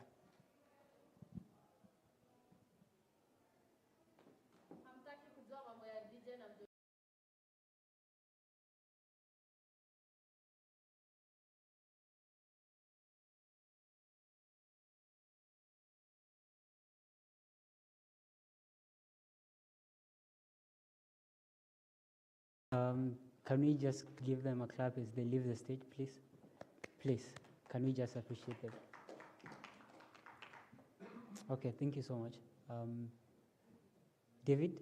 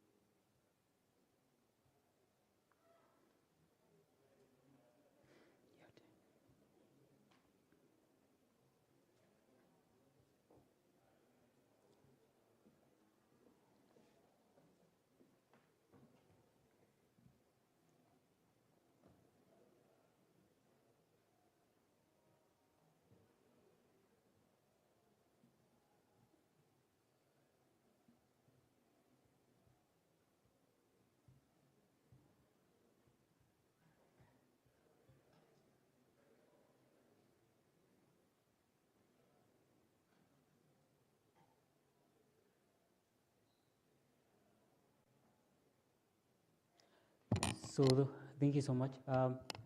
My name is Grant Mburu. I'm a marketing associate for Nodo, and I lead operations in Kenya. I also oversee operations in Ghana and Nigeria. So basically, Nodo is a prediction market platform. So tukianza hivi, I just want to at least mention that nitawapea 5 USDT. I'll just drop 5 USDT to the best people who will be very keen on this presentation, and I will just randomly choose people with the question that I'll be asking later. So be very keen when I'm at least addressing, so at least you can also get to hear about what we do and what Nodo offers you basically.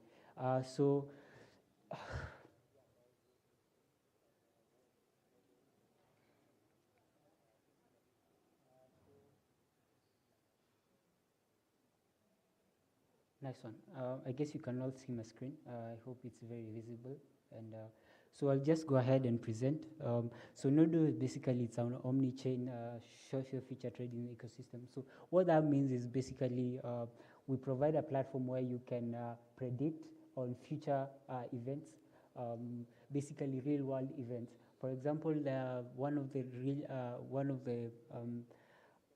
real world event that is maybe I was talking to some people just a couple of minutes ago, and they were talking about, will Ruto be elected as a president in 2027? If you really believe on your own view that yes, he's going to be elected, you can easily stake your own cash or buy shares in quotes.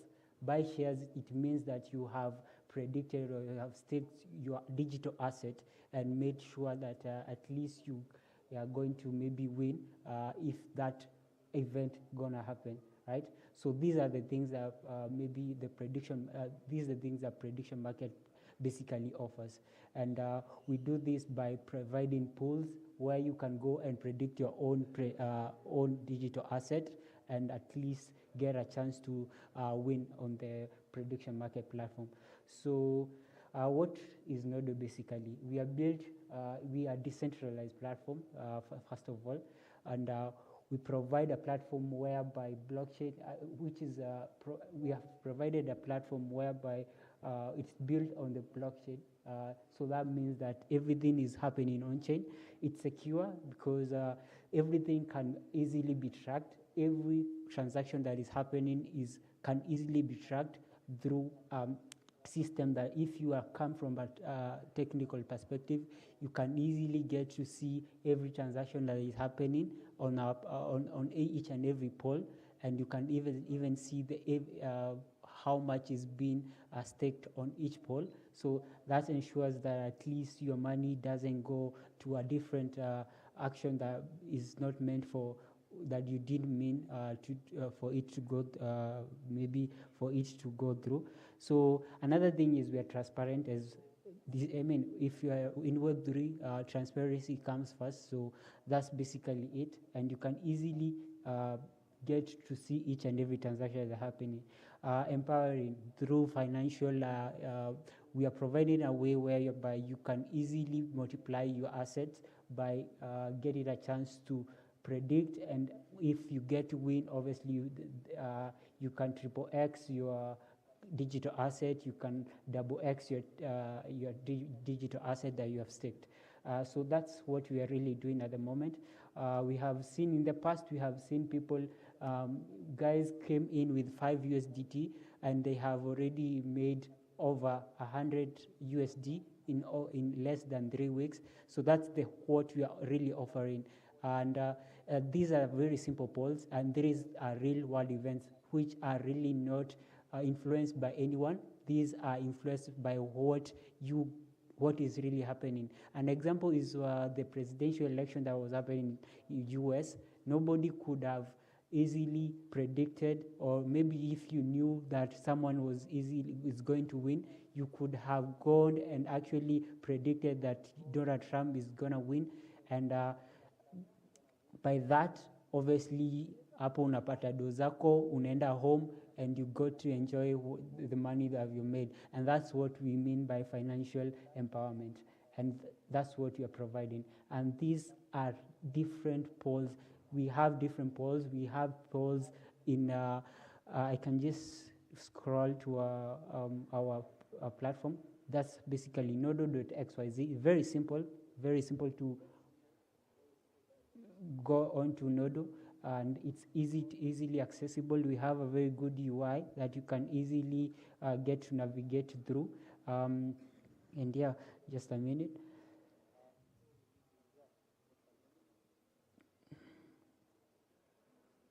So this is the dashboard, right? And this is my wallet. Just a minute.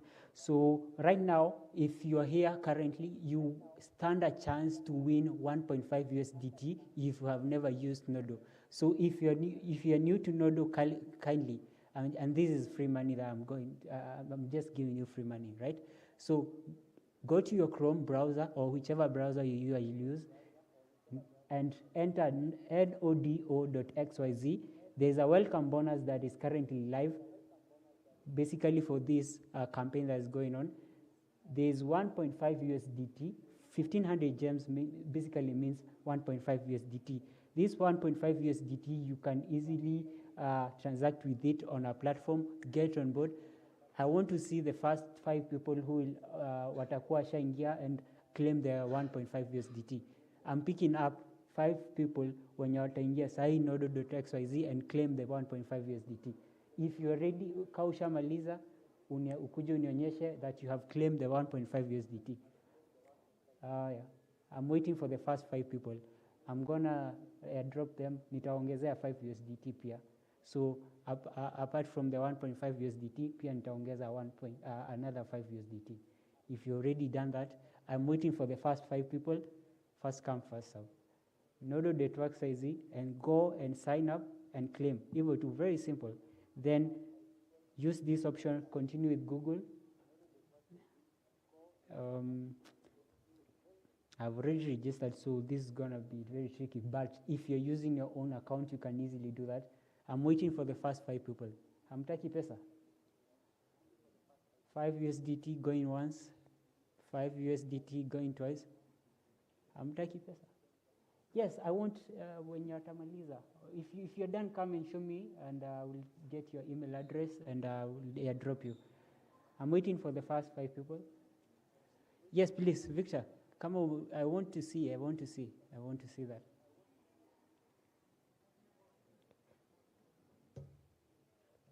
The first person is already here, so I'm 4 people. Nodo.xyz. Wi-Fi ni free, unaweza ingia. Free cash. The first person is already here. Yes, please, kama mmemaliza mkuje. Claim the welcome bonus, alafu unionyeshe. Ushapewa? But have you signed up? Yeah, I signed up. I want to see like ama umetumia ulikuwa na account already. It's a new account. This is a new account umefungua sasa hivi. Yep.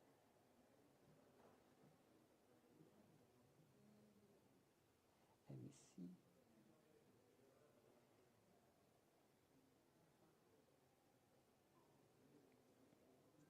Sign up sasa hivi. Na umeclaim, umetumia umeenda ukaclaim.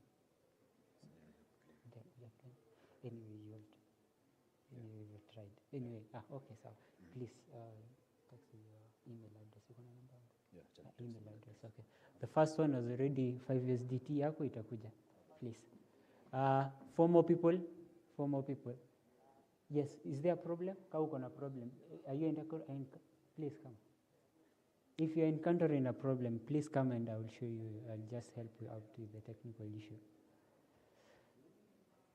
Anyone else that needs help? Yes, please come. Now we have 2 people. Ushamaliza. Neti kuna shida. Let's just see.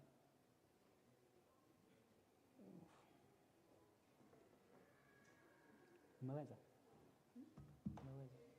You have claimed. Umefungua tu sasa. Umeclaim your welcome bonus.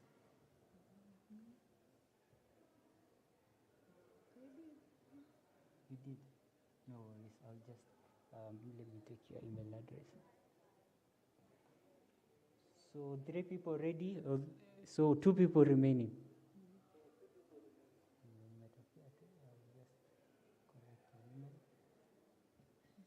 Please sign up alafu nipe email address sawa.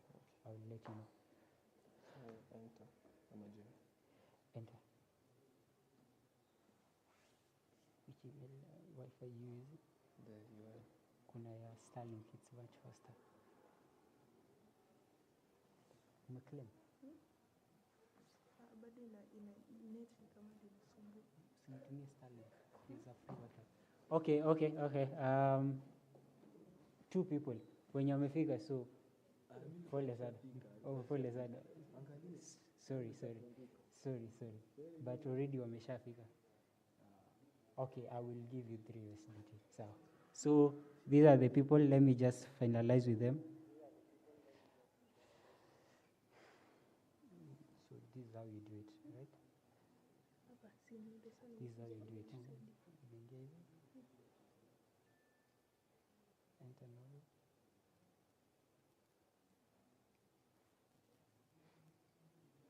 Like 1 to 6. That's just a PIN passcode.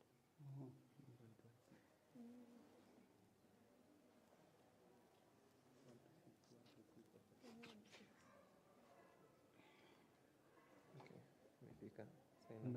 Kuna place umeuliza sign up, go ahead. So no, this is what I'm talking about, right? Welcome bonus. This is free money. Yeah.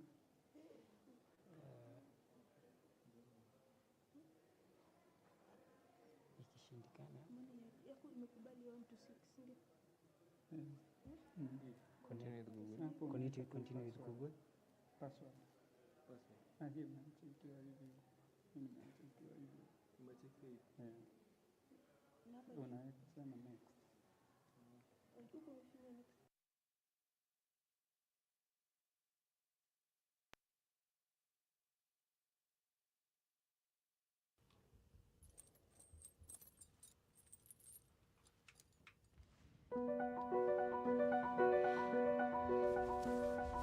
If we're visualizing a new reality here on Earth, what is the ideal state of Earth?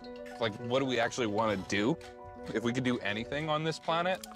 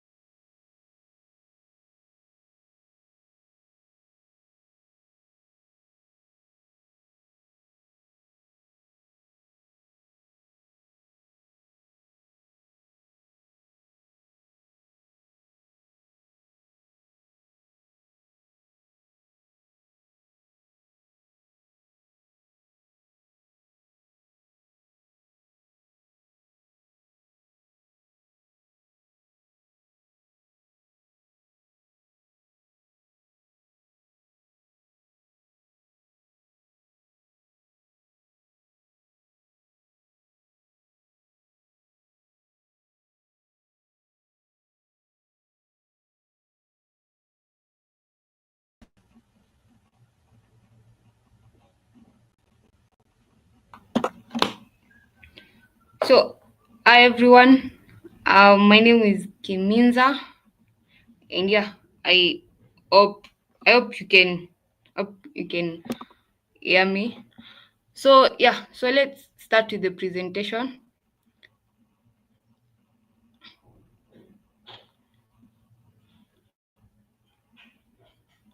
Let me let me share my screen.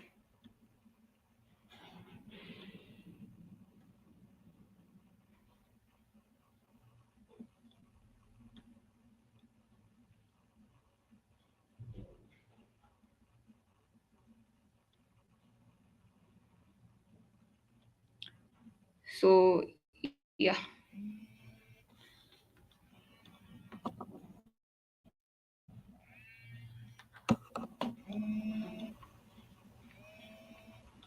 So welcome to MetaNexus. It's a blockchain based gaming platform that's gonna leverage the blockchain technology and help solve the setbacks we have in the traditional gaming that include lack of interconnectivity between gaming studios and gaming communities and lack of true ownership of gaming assets. Okay, so one, we chose the Lisk blockchain because of its scalability.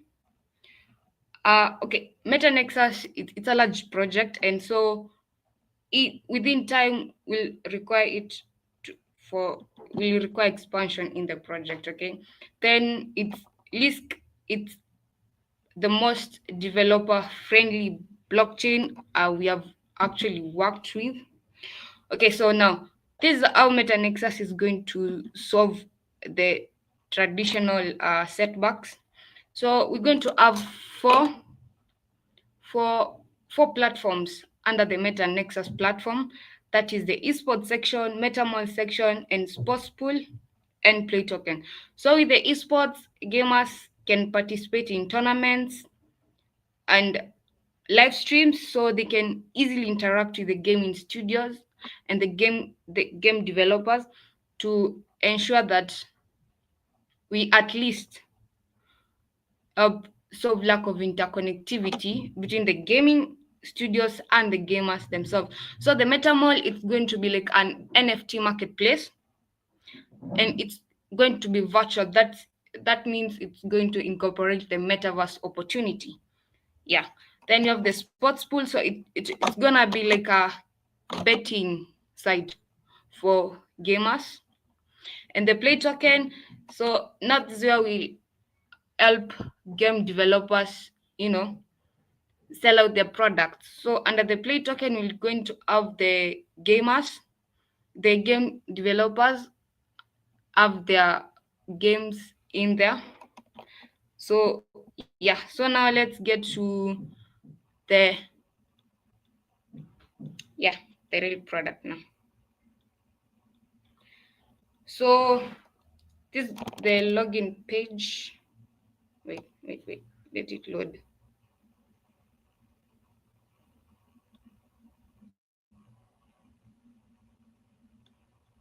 Yeah. So let me just you login 61 then. So you'll be prompted to connect your wallet. So for now, the MetaMask is the only wallet that can connect. That's for now. So these others, we just added them for the project. So you click connect your MetaMask wallet. So yeah, the MetaMask whatever pops up. Jeez, my network is really slow.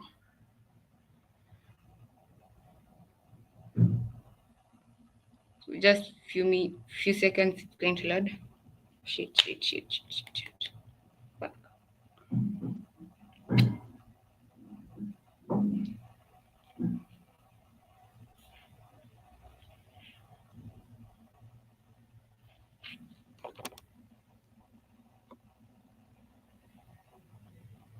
Just a little bit.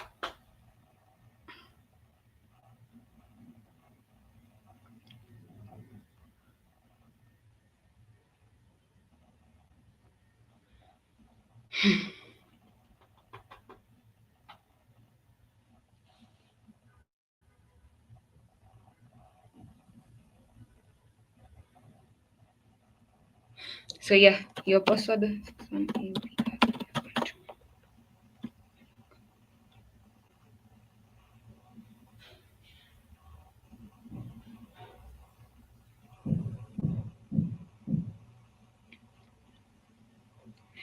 And note that your MetaMask wallet should be connected to the Sepolia network. So confirm. Yeah. After you connect your wallet, so now you led to the home page. So with the home page, you're going to find the featured offers. That's the offers that will be running for maybe that week or that month. You can play and earn. So we have trusted partners. So these are the gaming studios we're going to partner with. Okay. Yeah, whatever. So let's get to the esports section. So yeah, you can join tournaments or live streams. So let's say the soccer league or Fortnite for now. So you can either join the league, the tournament as a gamer or a streamer. So if you choose as a gamer, you prompted to enter your name and your description, and later on you pay the whatever. So if you are a streamer, so if the tournament it's supposed to be streamed for free or it's a live stream, you'll be given the link. So click here to stream. You can either be taken to YouTube or Twitch. Yeah. So that's it. Then you have the play token. So for the play token, we're going to have games. So for the games, we have the maybe you may like, the recommended games, and the hot list. So under play token, it's loading very, very, very slowly. So under the play token, we have offered the game studios a chance to maybe have their games for testing around here, which is also a chance for the gamers. They can earn the P2P, like you can find games for testing, games for free, and games you can buy.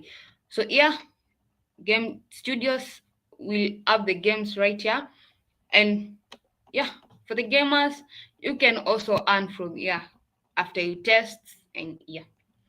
Then you have the sports pool. So the sports pool here, we have games for testing. So it's going to be a betting site. You bet on the tournaments that going to be there. So let's say you press Dota 2. So these are the players that gonna be playing under that tournament. So you can say choose I wanna bet on maybe Billy. I enter the amount that in tokens. So say let's bet. Okay, yeah, close. Okay, but for now my MetaMask has no testnet, so yeah, definitely.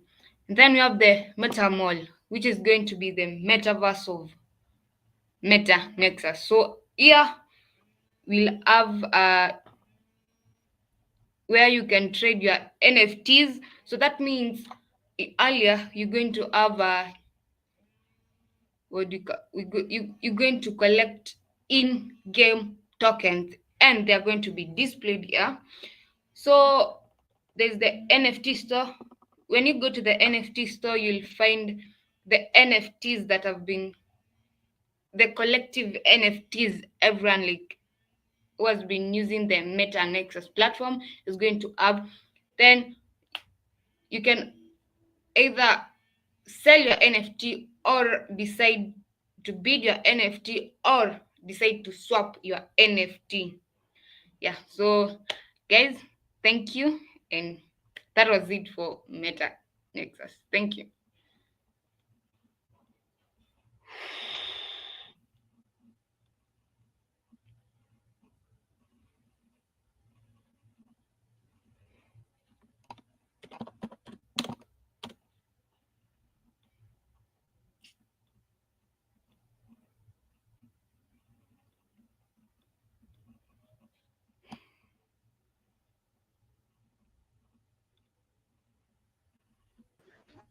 Okay.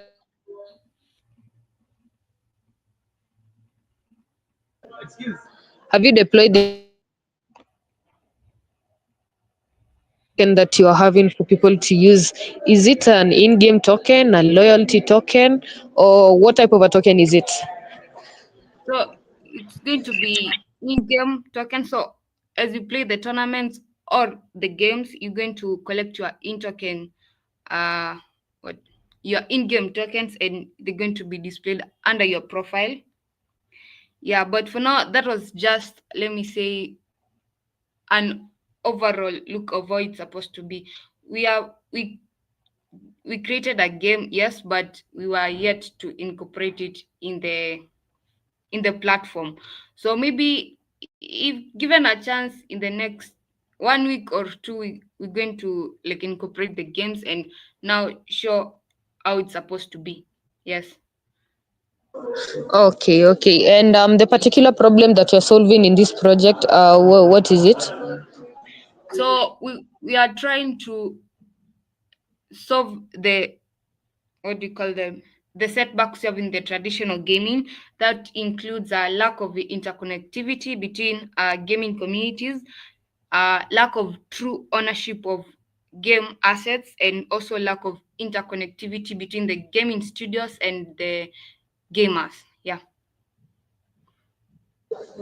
Okay, and a follow-up question will be, this particular project could be built on a Web2 marketplace. Why did you decide to build it on blockchain, and especially why Lisk?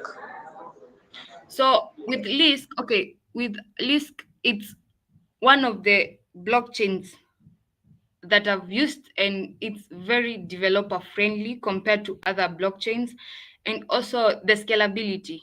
You see, so Meta Nexus, it's a large, it's a say a large project. So in with time we're going to need to scale it, and also why we chose blockchain. Yeah, it can be built on Web2, but why did we choose blockchain? Because one, for to like solve the issue of lack of true ownership of assets, we had to incorporate blockchain. Yeah. Okay, okay. So that's it from us. And how will you be able to make money on this particular project?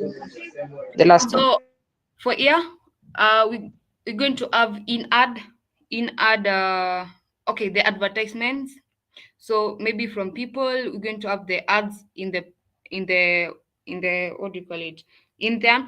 And under the play token, as you have seen, we have game studios being displayed.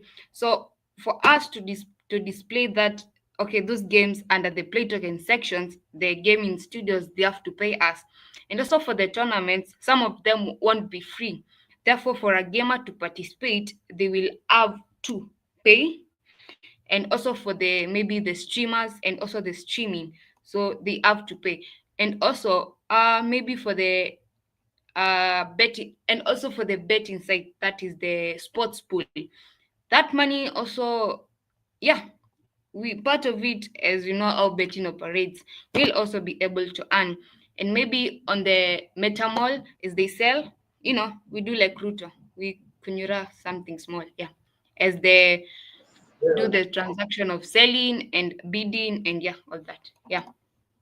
Okay, okay, that's it. That's it from me, and also from the other judges. As we move on, please make sure you deploy everything on the Lisk network, and also on the form, submit everything so that I can also be able to check out on the contract address.